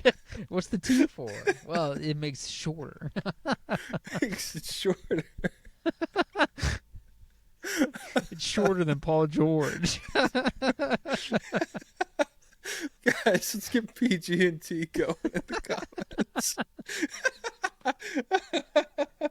Oh, man. The 76ers. Jared McCain's nails. The people of Philadelphia, don't forget where you ranked Maxey in the top 25, under 25. Hashtag 18-8 over me. Also, Nick Nurse's cook his ass Tyrese style of offense makes me want to die. Who's 18-8? And so Evan Mobley, that's actually him. Oh, I'm thinking AT&T. Yeah, you're focused on the last T. Yeah, I got lost in translation there. So A equals 18, T equals 8, and then T, but T also equals 0. E equals nothing. It's just silent. The last T is freaking silent. So Maxey versus Mobley. All right. Hey. You're up right now, dude. What can I say? I still would probably... Hey, listen, Maxey's been dope. It's been 20 incredible games of Tyrese Maxey versus 20 of the most disappointing games of Evan Mobley's career so far. One is a small guard, though. That's facts. So, all right, do what you want with that, Do you have any thoughts? What else did he say? He said the people of Philadelphia don't forget where you ranked Maxey, and then Nick Nurse's cook-his ass Tyrese style of offense makes him want to die. Wait, so is he pro Maxey? Or yeah, I guess he's pro Maxey. He's pro Maxey. He's anti. I mean, Maxey is playing league-leading 40 minutes per game right now. Yeah, it is pretty crazy. We'll see. Give him more time. We'll see where he ranks out. We'll see. Give him more time. Yeah, that's what what we're doing. Freaking sample size, bro. Yeah. Shove some more freaking sand in that. What is the thing called? The hourglass? Yeah, shove some more sand in the hourglass. Yeah. Shove some more sand in your pockets, guys. Yep. And then when you get weighed at the doctor, you'll seem heavier, and the doctor will be intimidated by your weight. And then you say it's all muscle, by the way. It's all muscle, by the way. Don't even need to do the friggin' tests, man. I'm 1% body fat. You do know BMI is outdated. If you tell me my BMI, I'm gonna freaking take the computer from the lobby. So that's all I'm saying. And I'm going home with it, and I'm installing freaking Roblox, and then I'm putting viruses on it, and then I'm bringing it back. And I'm freaking making my name Dr. Mike. Yeah, they're going to think it's you on Roblox. And I'm going to be the worst at Dress to Impress. And I'm going to go to My Little Pony Roblox worlds and stuff, dude. Doctor's like, okay. Nurse, hey, you are 300 pounds and your pocket. It's sand! It's sand! Your buckets are overflowing with sand. Our lobby is disgusting right now. All right, let me see. I gotta go to 6. The Big Cheese says, I promise there's a reason I put 4 teams here. Man, you are pissing me off right now, Big Cheese. He's scamming. He's scamming. We'll talk about you when we get to the Bulls or the Bucks. We'll do this one. Philadelphia says 76ers. Just say something nice about Joel Embiid. I really want to hear it. I can't take this any longer. Oh, it's not his fault he's hurt. He's one of the He's a greatest players father ever. and a man of faith. He's better than Dwight ever was. Oh, 100%. I mean, really, peak Embiid, that's... Hey, that you can always hang your hat on that, you know? Cam Boozer will never be that.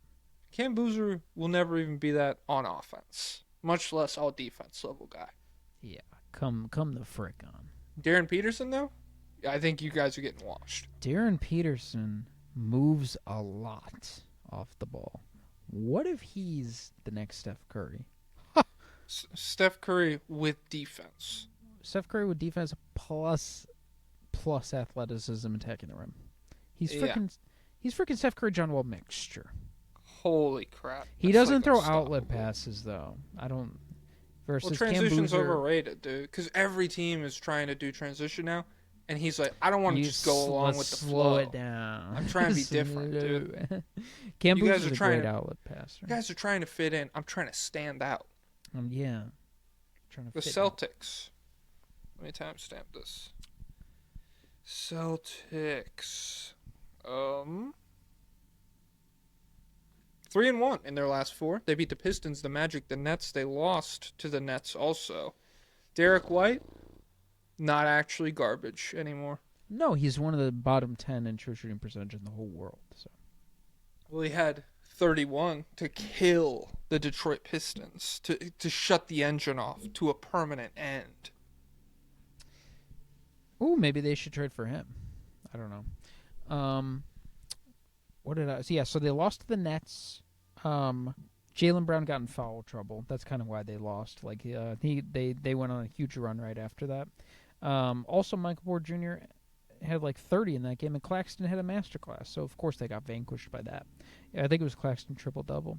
But yeah, they beat Orlando behind Jaylen Brown's 35, and Josh Minot scored 12 of his 16 points in the second quarter when Boston shot 81%. There was no Suggs, though, so not canon. Not canon. Fake as fuck, dude. They beat the Pistons. They ended that winning streak themselves. Streak busters. Brown had 33 and 10. Yeah, you said that. Jaylen Brown said that Tracy McGrady talked him out of wanting to leave Boston for a bigger role and told him to focus on winning. Did he? And this was a few years ago, I think. Okay. So did he change the? Did he alter the path of freaking NBA They said he's history? an honorary Celtic. He's one of the best non-Celtics players ever.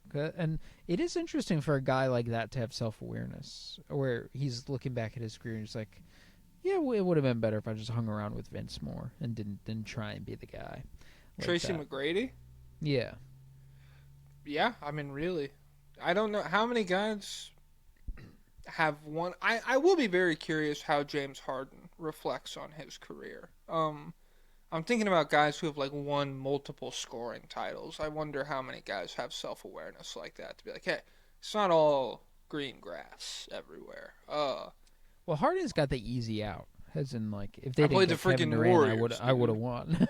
Yeah. And I still almost beat him. And I mean, to be fair, way more success than McGrady. Like James Harden, Yeah. he's made the conference finals a ton of times and stuff. Derrick White's last 10 games, 17 points, 6 assists, 5 rebounds. He's still getting steals. He's still getting blocks. He's shooting 37% from 3. So he's getting back I'd up still there. rather have him than some good players, you know.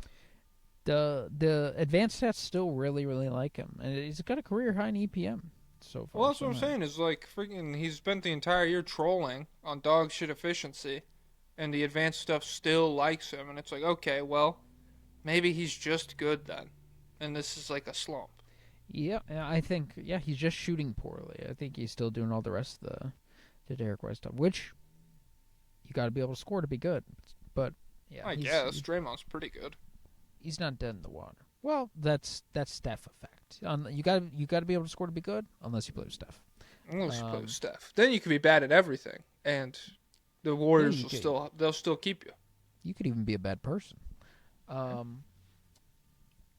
What is this? Oh yeah, so Jaylen Brown is the best mid-range shooter in the league this year. I think he is. I think he's higher percentage and higher volume than Shea, which is pretty crazy. Shea's efficiency from the mid-range hasn't been. It's been like elite. It's like top 4, but Ingram and Brown are like head and shoulders above the field right now, I think. He said a lot of people look at the game analytically, and they look at all the percentages or whatever. Mm-hmm. But for me, to get into a comfort zone on the floor helps make all the other shots so much easier, Brown said. Hey, analytics want you to take mid-ranges. Once you... Bro, I'm getting freaking texts. Once you see one go in, then you see them all go down. Then the 3 ball gets going, blah, blah, blah. It's always been something that can kind of get me going, but the analytics won't show the potential of somebody getting hot. So essentially what he's saying is it's a good rhythm shot for me, and it makes all the rest of my shots easier if I see a mid-range shot go in. I don't know, Jaylen. You're shooting very well from mid-range, so I think it's okay for you to take them. If you're shooting 30% from mid-range, I don't know if you should still take them just to see. And even when he wasn't shooting well, which has happened in playoff series and postseason runs and things, it's not like the Celtics are ever like, dude, please stop. Like, you always have the green light, I feel like. And he honestly always has been pretty good at mid-range shots. Like on cleaning the glass, it's all like orangish and tannish, and so he's never been crazy with that. But yeah, I mean that people just hate to, whenever someone's good at mid-range, they're like, suck at analytics. we've pwned you yet again. Analytic heads hate to see this, and it's like Chris Paul shooting, and it's like, dude, we know Chris Paul could shoot that. It's fine. We don't want Kenyon Martin taking up. And Kenyon Martin, I was a score first player. I had to carry the offense, and we went to the finals. I took Kid to the finals. 2 of 18 from the field. All right, Celtics. Give me a number. And also, 1. by the way, if you get to the line, a free throw is a nice way to see the ball go in the hoop and build some rhythm. Yeah. Maybe, I don't know. Is he okay? Give me a number 1 through 4. 4. Ebi Moshiri, parentheses, the Tuscaloosa Tugger. Just spent my Thanksgiving break in Wisconsin with my girlfriend. I saw many snowflakes and can confirm that at least 2 looked the same. Thank you. Pablo, are there any prospects outside the big 3 that you think would gel well with the Jays? Thanks as always. What about that Caleb guy from North Carolina? Oh, Caleb Wilson. I have not dove into him yet, but he seems to be big time athletic defender, play finisher. So nice. could work for Celtics, but also I don't know how tall he is, so maybe they don't love. He's a real 7-footer. He's not. I think he's a 6'10er, and then you got to wonder, is he a 6'7 or barefoot? Oh, crap. But outside of that, I know there's a dude at Baylor, Cam Carr. I think he's at Baylor. I haven't watched him yet. Who is like 6'5" with a 7'2" wingspan or something crazy? Holy shit! That's Dyson Daniels. Or maybe 6'7". I don't know. But he is older, but he's wrecking everybody. And then so I don't know. I gotta dive in more. But thank you for the snowflake analysis. And I'm sorry that you live in Tuscaloosa and then you went to Wisconsin for vacation. All right. We're down to 1 lobbyist request on all these because we gotta keep it pushing. How's your battery looking? Let's see. 44 men. Okay. Chicago Bulls 1-3. Ew. I know. I'm sorry. 1-3 in their last 4. They beat the Wizards by 1 point. P-U-T. What's that? Putt? P-U. You know, like stinky. Mm-hmm. Oh, P-U-N-T. Oh, okay. Yeah. Oh, yeah. You gotta throw in the and. Sorry, I got confused there. So the Bulls, they beat the Wizards by 1, and they lost to the Heat, the Pelicans, and the Hornets. back-to-back losses to the Pelicans and the Hornets. That's really ugly. They gave up 143 points in regulation to a Pelicans team that has only scored over 123 times in the other 18 games they've played this season. Giddey and Kobe White combined for 12 assists and 10 turnovers. And this was the team where earlier at the beginning I was like, I accidentally adopted their mindset. I was like writing down and I said, oh, this was a pretty good offensive game. Actually, they scored 130 and nearly 70% true shooting. And then it's like, no, don't do it. That's what they want you. That's what they want you to think. So yeah, this is just the picture we had of the Bulls prior to this season is materializing a little bit more over recent weeks. They're frauds. What more can I say? I don't like the idea that Kobe White coming back coincides with their struggles, and so I even saw freaking Bill say, well, Kobe White came back and they started playing poor. I don't know if he really fits what they do. I'm like, come on, dude. He's freaking. He runs a trillion miles per hour. What do they do? Chucks up threes. But like, how does he not?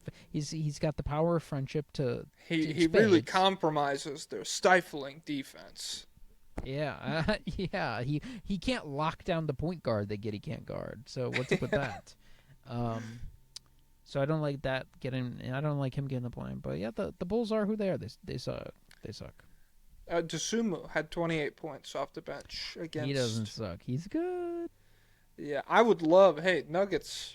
Maybe the Bulls are a little more open to a Zeke Naji trade now. Maybe you could use a little front court depth. Name anyone else on the roster, not Zeke Naji, dude. That's disrespectful. Dude, you got him locked up for 3 more years after this. Still? Yeah. Every time you look, he's actually got a cursed contract where every time somebody opens the page to see how much is left, one day gets added on to the contract. It's the contractathon. It's like Ludwig. Yeah. I don't have shit else. I mean, the Bulls are they're bad. They're not good. Yeah. Do we have any idiots? Any freaking bootlickers? I don't know. I'm navigating on my Windows. Bulls. We have 10 instances of the word Bulls on the page. Okay. But all of them, so there's one. Okay, I'll do Josh Lerman first. Let me see this. Okay, With all the injuries piling up from pace maxing, should the Bulls take a page from the Bears playbook and go in the complete opposite direction? We're slow maxing. I want to see the ball cross half court at 16, and shots aren't going up until 3 seconds left at minimum. Let me know what y'all think. I would be into that. Honestly, I don't think people. What's the penalty for excessive shot clock violations? I don't think there is one. So someone's got to do it. Someone's got to be. We're getting the perfect shot, or we're taking a violation. So you have to play. So we're you have to play a set layup, defense, or we're taking a shot clock violation. I'm slowing this bad boy down. So yeah.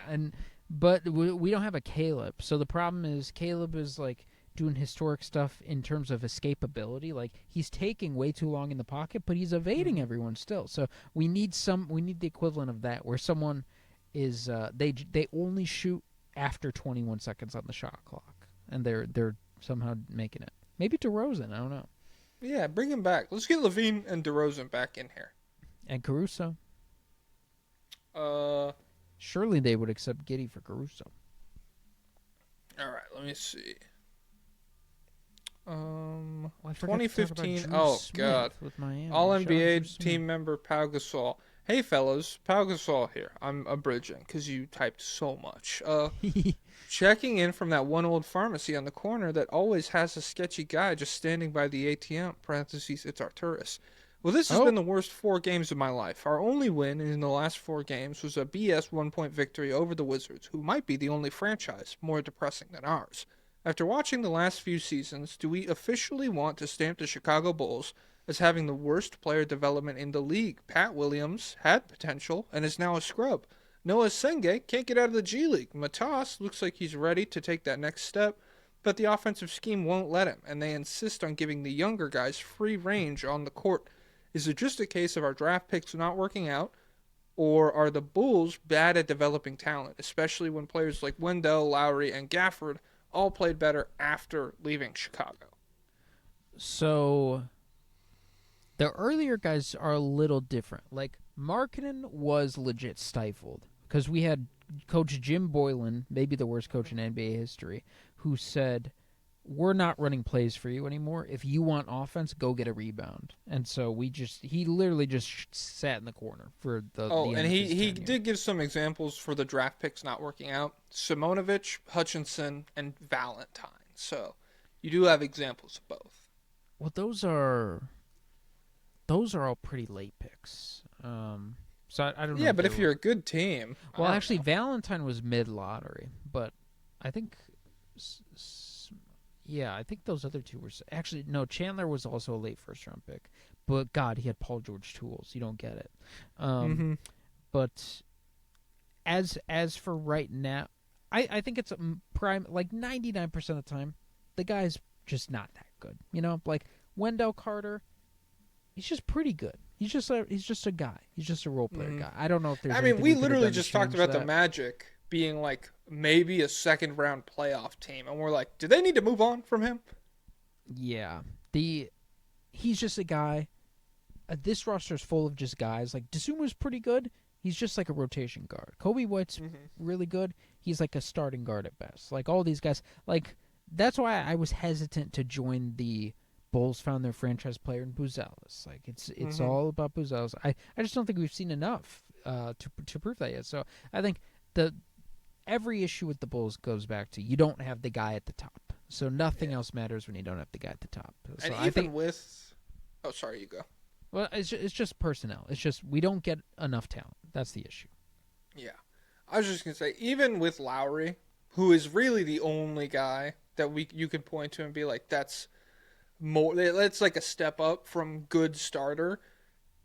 He is like you are seeing more than reality with him in Utah. Like if he was on a good team, he would just be like a well above average starter. I don't think he's like waltzing into all-star games or anything if he was on a winning roster. Yeah, and I forget what I was gonna say. That's fine. We gotta keep it pushing. Yeah, screw it. Screw it. Get out of my face. Timestamp. Oh shit. My girlfriend just texted me. Question mark.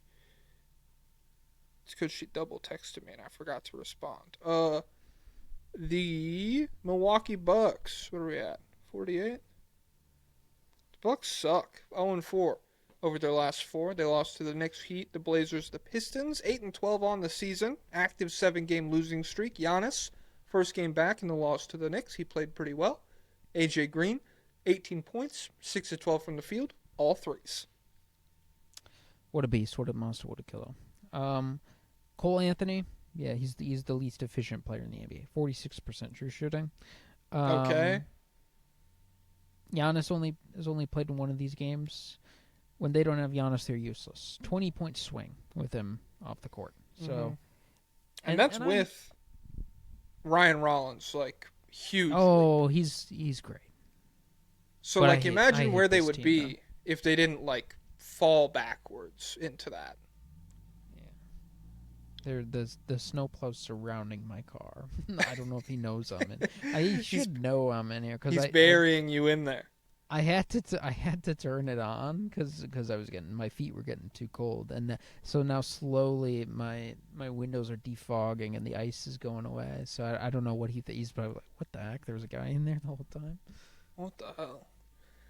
Let me see. We could talk. Do we have any Bucks requests? Wizards/Bucks. Chris Middleton is averaging 9 points on below average true shooting percentage. Who is the better player in 2025 between him and Kyle Kuzma? Or is it a coughing tuberculosis baby versus coughing tuberculosis baby situation? I'll always ride with Middleton, my king over Kuzma. Kuzma's a luzma. What did you call him? Magaluzma, yeah. That's from Jack Dan the Kings fan. KPJ Disbeliever. Copied from last week because I missed the deadline. Guys, you got to be on top of this stuff. Got to be on top of this, dude. Set alarms. I literally like your show more than just about anything else that I consume. Glaze. Oh my god. Yeah. Glazing. Pick better media. Read the biography of Eleanor Roosevelt. Whoa. Yeah, and she did. He was in a wheelchair, right? Yeah. So she was helping. She was the shadow president. Yeah. Yeah. I like that. A woman leading us through World War II and the Great Depression. Kind of cool, No, I'm not gonna say it. What? The Great Depression was tough because women couldn't be shopping. Well, So no, I was they gonna had to be say, shadow presidents. wow, what a great idea! Stimulate the economy to get everyone shopping. Well, that was her ulterior freaking motive, but whatever. Imagine you fix the freaking economy and then World War II starts. Oh my god. I can barely record a podcast. Eleanor, I can't imagine. Well, World War what you II were was going good through. for us because we made weapons for everybody. I know. It's we just were like to be the weaponizing. president, that's got to be exhausting. And dude, imagine being back home. You're hus maxing because all the rest of the men are out of the country, and you're also weapons maxing. And I bet, oh no, you'll have to ration max too, so you can't go to McDonald's because they're like, Yeah. we send all the potatoes to the troops, and it's like, what the? Oh, I'd be pissed. I'd love Bro, a you telling me potato you don't have here. freaking hash browns? Are you We send all the serious? cookie dough to the troops. No, they're No! supposed to be healthy. No. Send them the freaking apple slices, dude. Come on. How stoked are we on Ryan Rollins? I know it's a small sample size, but please be so for real. Are you buying in? Same for AJ Green, LOL. Overall, is there any aspect of this team that the fans should be hopeful for? I'm not even concerned with Giannis. He's obviously going to continue to be unstoppable. Where do you think he's a good fit other than Milwaukee? Or would another team just give up on whatever their game plan is to acquire Giannis and then just play Giannis ball for as long as he can do it? I know that was a lot of questions, but my Bucks boys and I have really been slacking the last few weeks. KPJDB. How much bigger is a Giannis trade package than Markkanen at this point? I mean, I would say really big, enormous.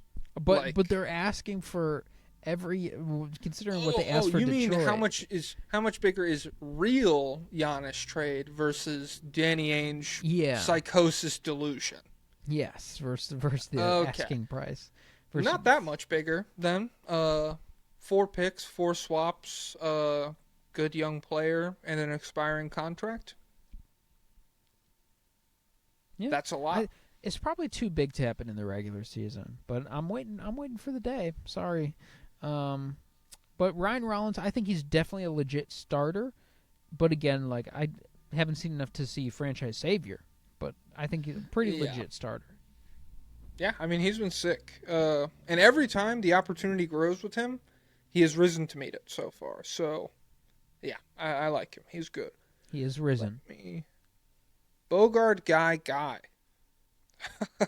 The guy who talked to real Bogart guy commented on Bogart guy's comment, and he said, "Stolen valor over here." Whoa. Hello, Jogard and Pogard. With Giannis injured, the Bucks look like the worst team on earth. Will getting rid of Kyle Kuzma make us a better team? I feel like he's a curse that guarantees you're in the bottom half of the league. Also, do you think it's enough for a Giannis MVP case?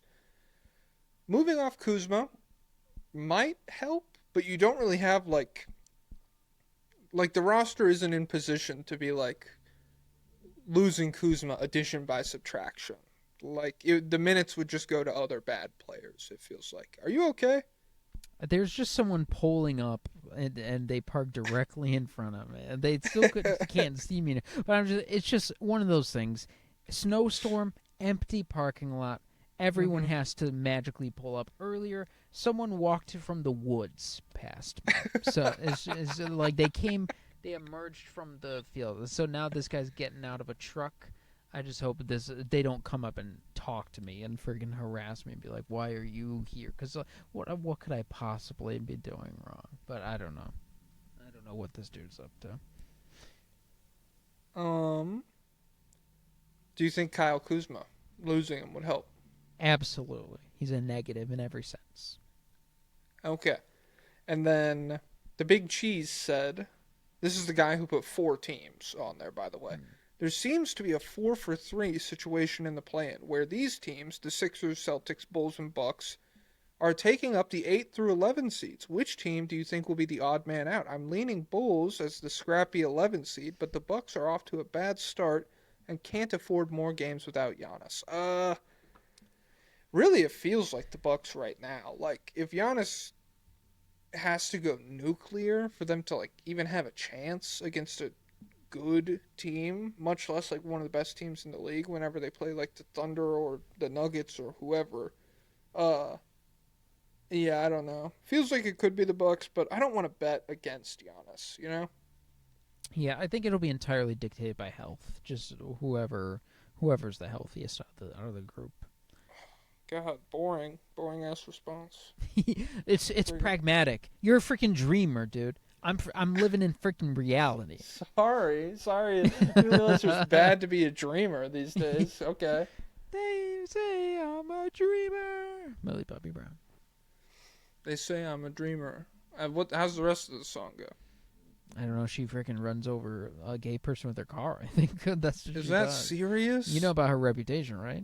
Yep. That's what No. she gets up to. Yep. That's the strangest things that I trusted her. Stranger Things. All right. You want to do the Hornets? All right. They drove away, and there was a car. So what could they have possibly had to Bro, do? they're freaking Like, planting drugs on your car and framing you. unbelievable. It's unbelievable that they parked here of all places. Why they're leaving the parking lot? What could I'm upset. Bro. What team were we on? The Hornets. 57. All right. Brandon Miller's back. 1-3 in their last 4. They beat the Bulls. They lost to the Knicks, Hawks, the Clippers. Snap a 3-game losing streak with the win over the Bulls. Brandon Miller, first good game of the season. 27 points, 5 rebounds, 3 blocks, 66% true shooting. I think they won this game by like 8. Moussa Diabate was a plus 29 off the bench against the Bulls. We can't handle that. We can't handle that guy. Yeah, you don't know what to do with all that. No chance. Do you have any thoughts about the Hornets? No, not much. Not much has changed with them. Colin is still great. Did we talk about LaMelo being like thumbs down trade request? Yeah, we did all that last week. Okay, well, sorry Hornets fans, friggin' do better. Be more interesting.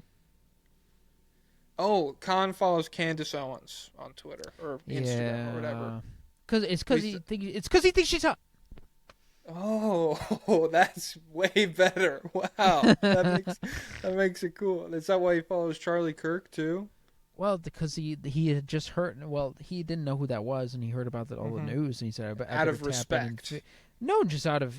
I'm curious. I don't know what's happening. I should follow the news. Like if imagine you hear the Fukushima nuclear explosion, you follow the city of Fukushima. That's to figure out what's going on. The guy who directed Anora, Sean Baker, I think his name is, when all that like press was happening for the Oscar campaign last year, I remember they found out he follows like IDF babes on Instagram. That is a very like 2014 Reddit thing to do. People were like, dude, he's literally just doing research. He likes to make movies about the underbelly of society. He's trying to figure stuff out about like that, like people, you know? He's trying to live in the real world. I suppose it's possible. I guess, you know. I don't think, hey, you know, anything's possible. They're not even that bad. Who? The IDF baddies. They're not even that bad. No, they have no Riz either. Must be. I bet they're mean. Of course, yeah. Do we have any requests? Should I check? Yeah. Holy crap. Yeah.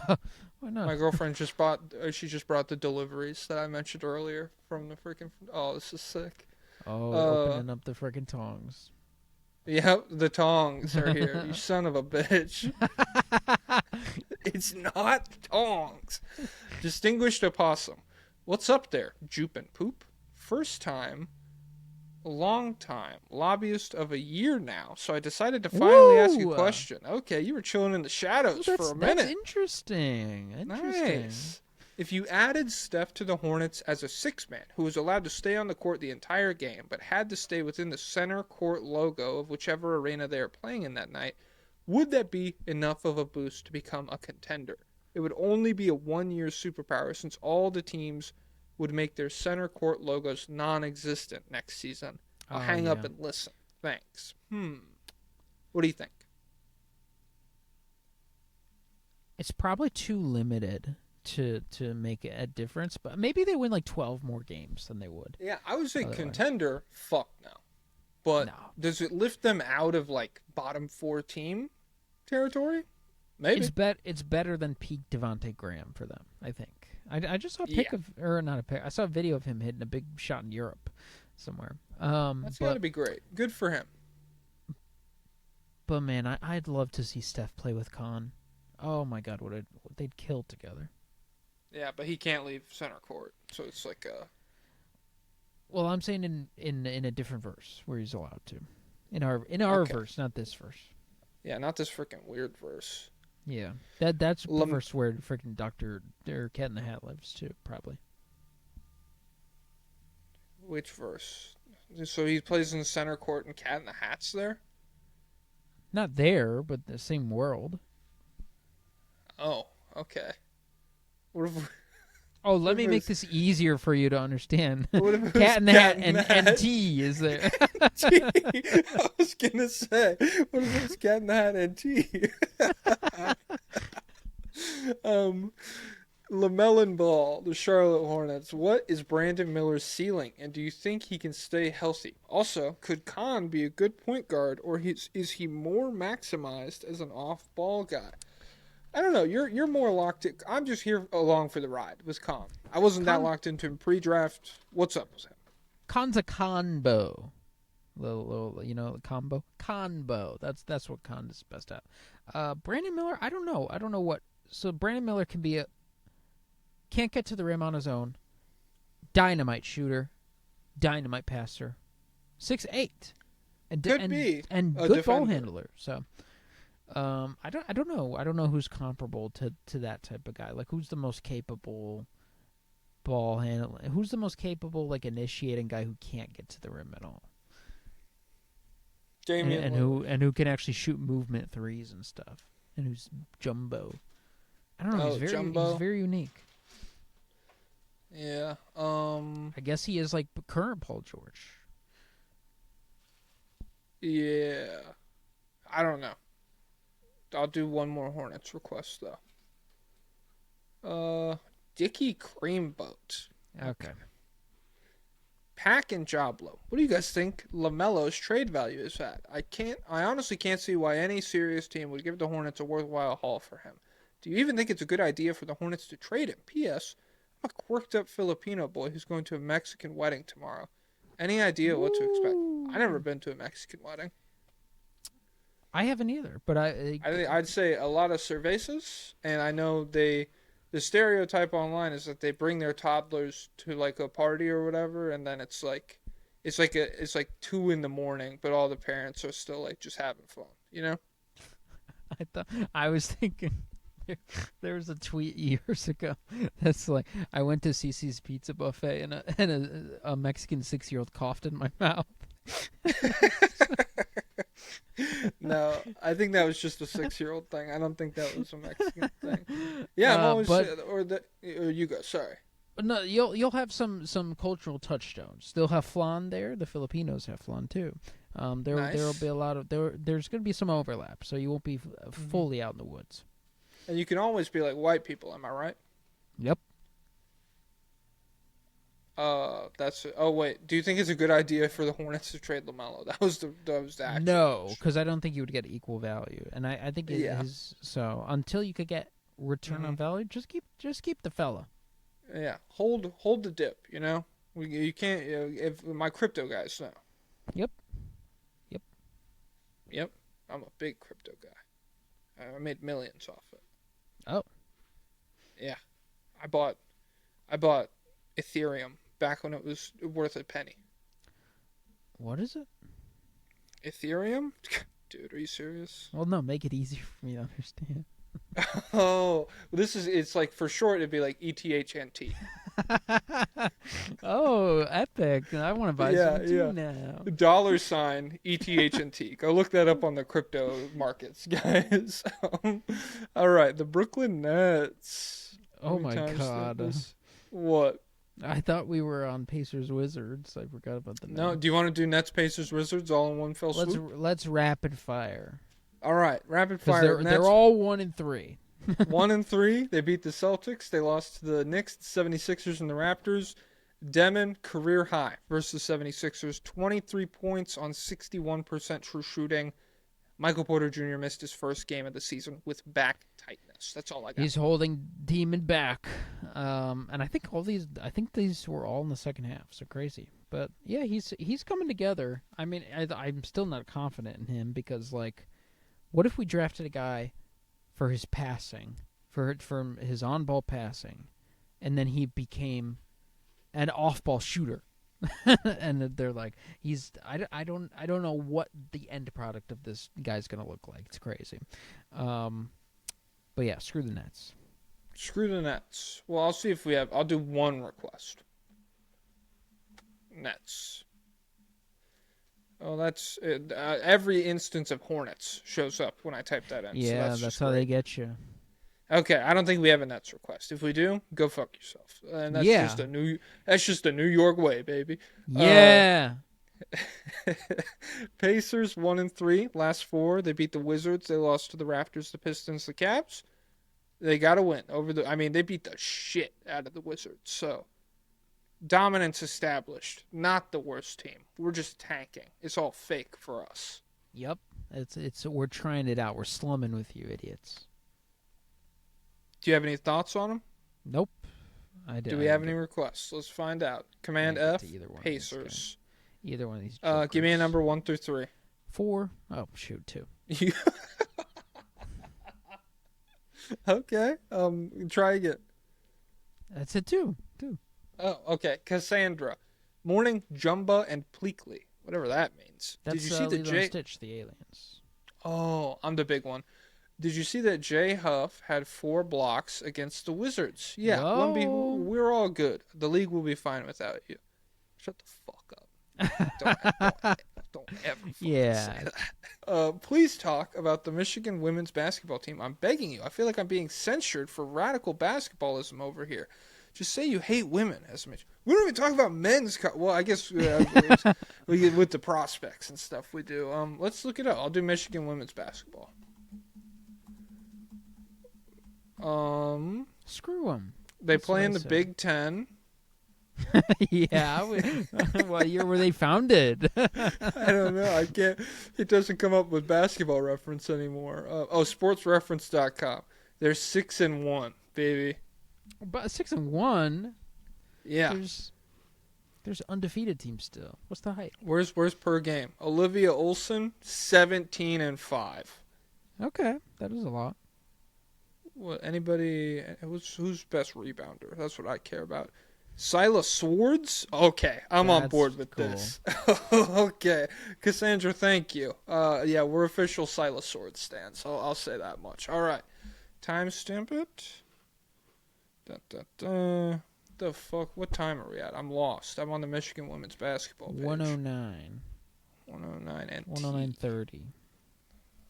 The Wizards, 1-3 this week. They beat the Hawks. They lost to the Pacers and a couple other teams. I don't know. They snap a 14-game losing streak with the win over the Hawks. That was goated.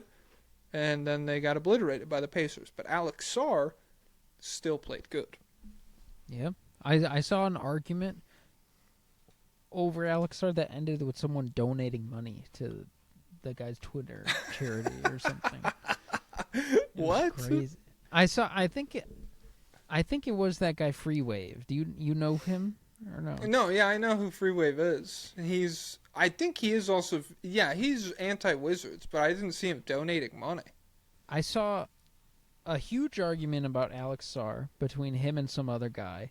He deleted his responses, and then he said, I don't I don't want to be hostile about this. Send me the donation link or something that's in your bot, and then he donated to the guy's I don't know if it's charity or medical GoFundMe or whatever. That's nice. If that shit ever happens with Paolo, I'll be like, send me your Venmo. I want to die. And I'm requesting $30. I was like, geez, man, this is in a crazy world. I guess it's better than digging your heels. I mean, yeah.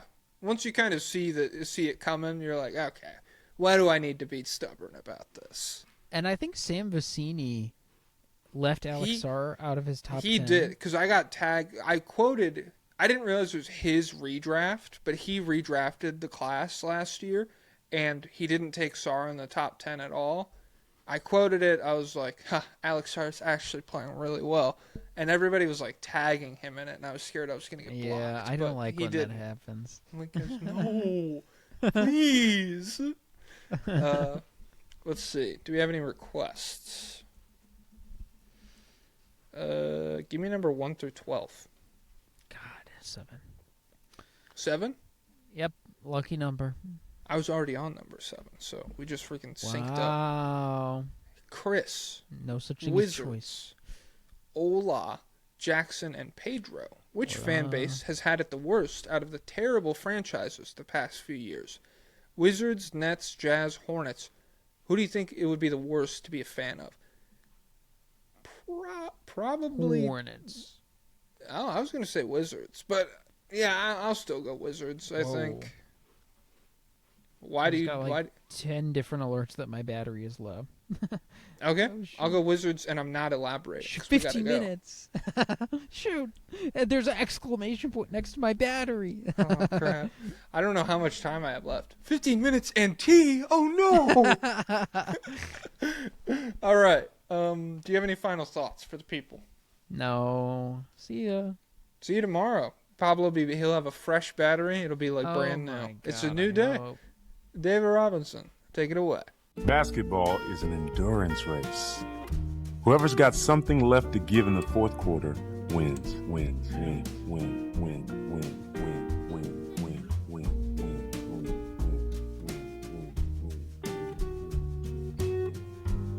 Up tempo means I'm going to run you into the ground.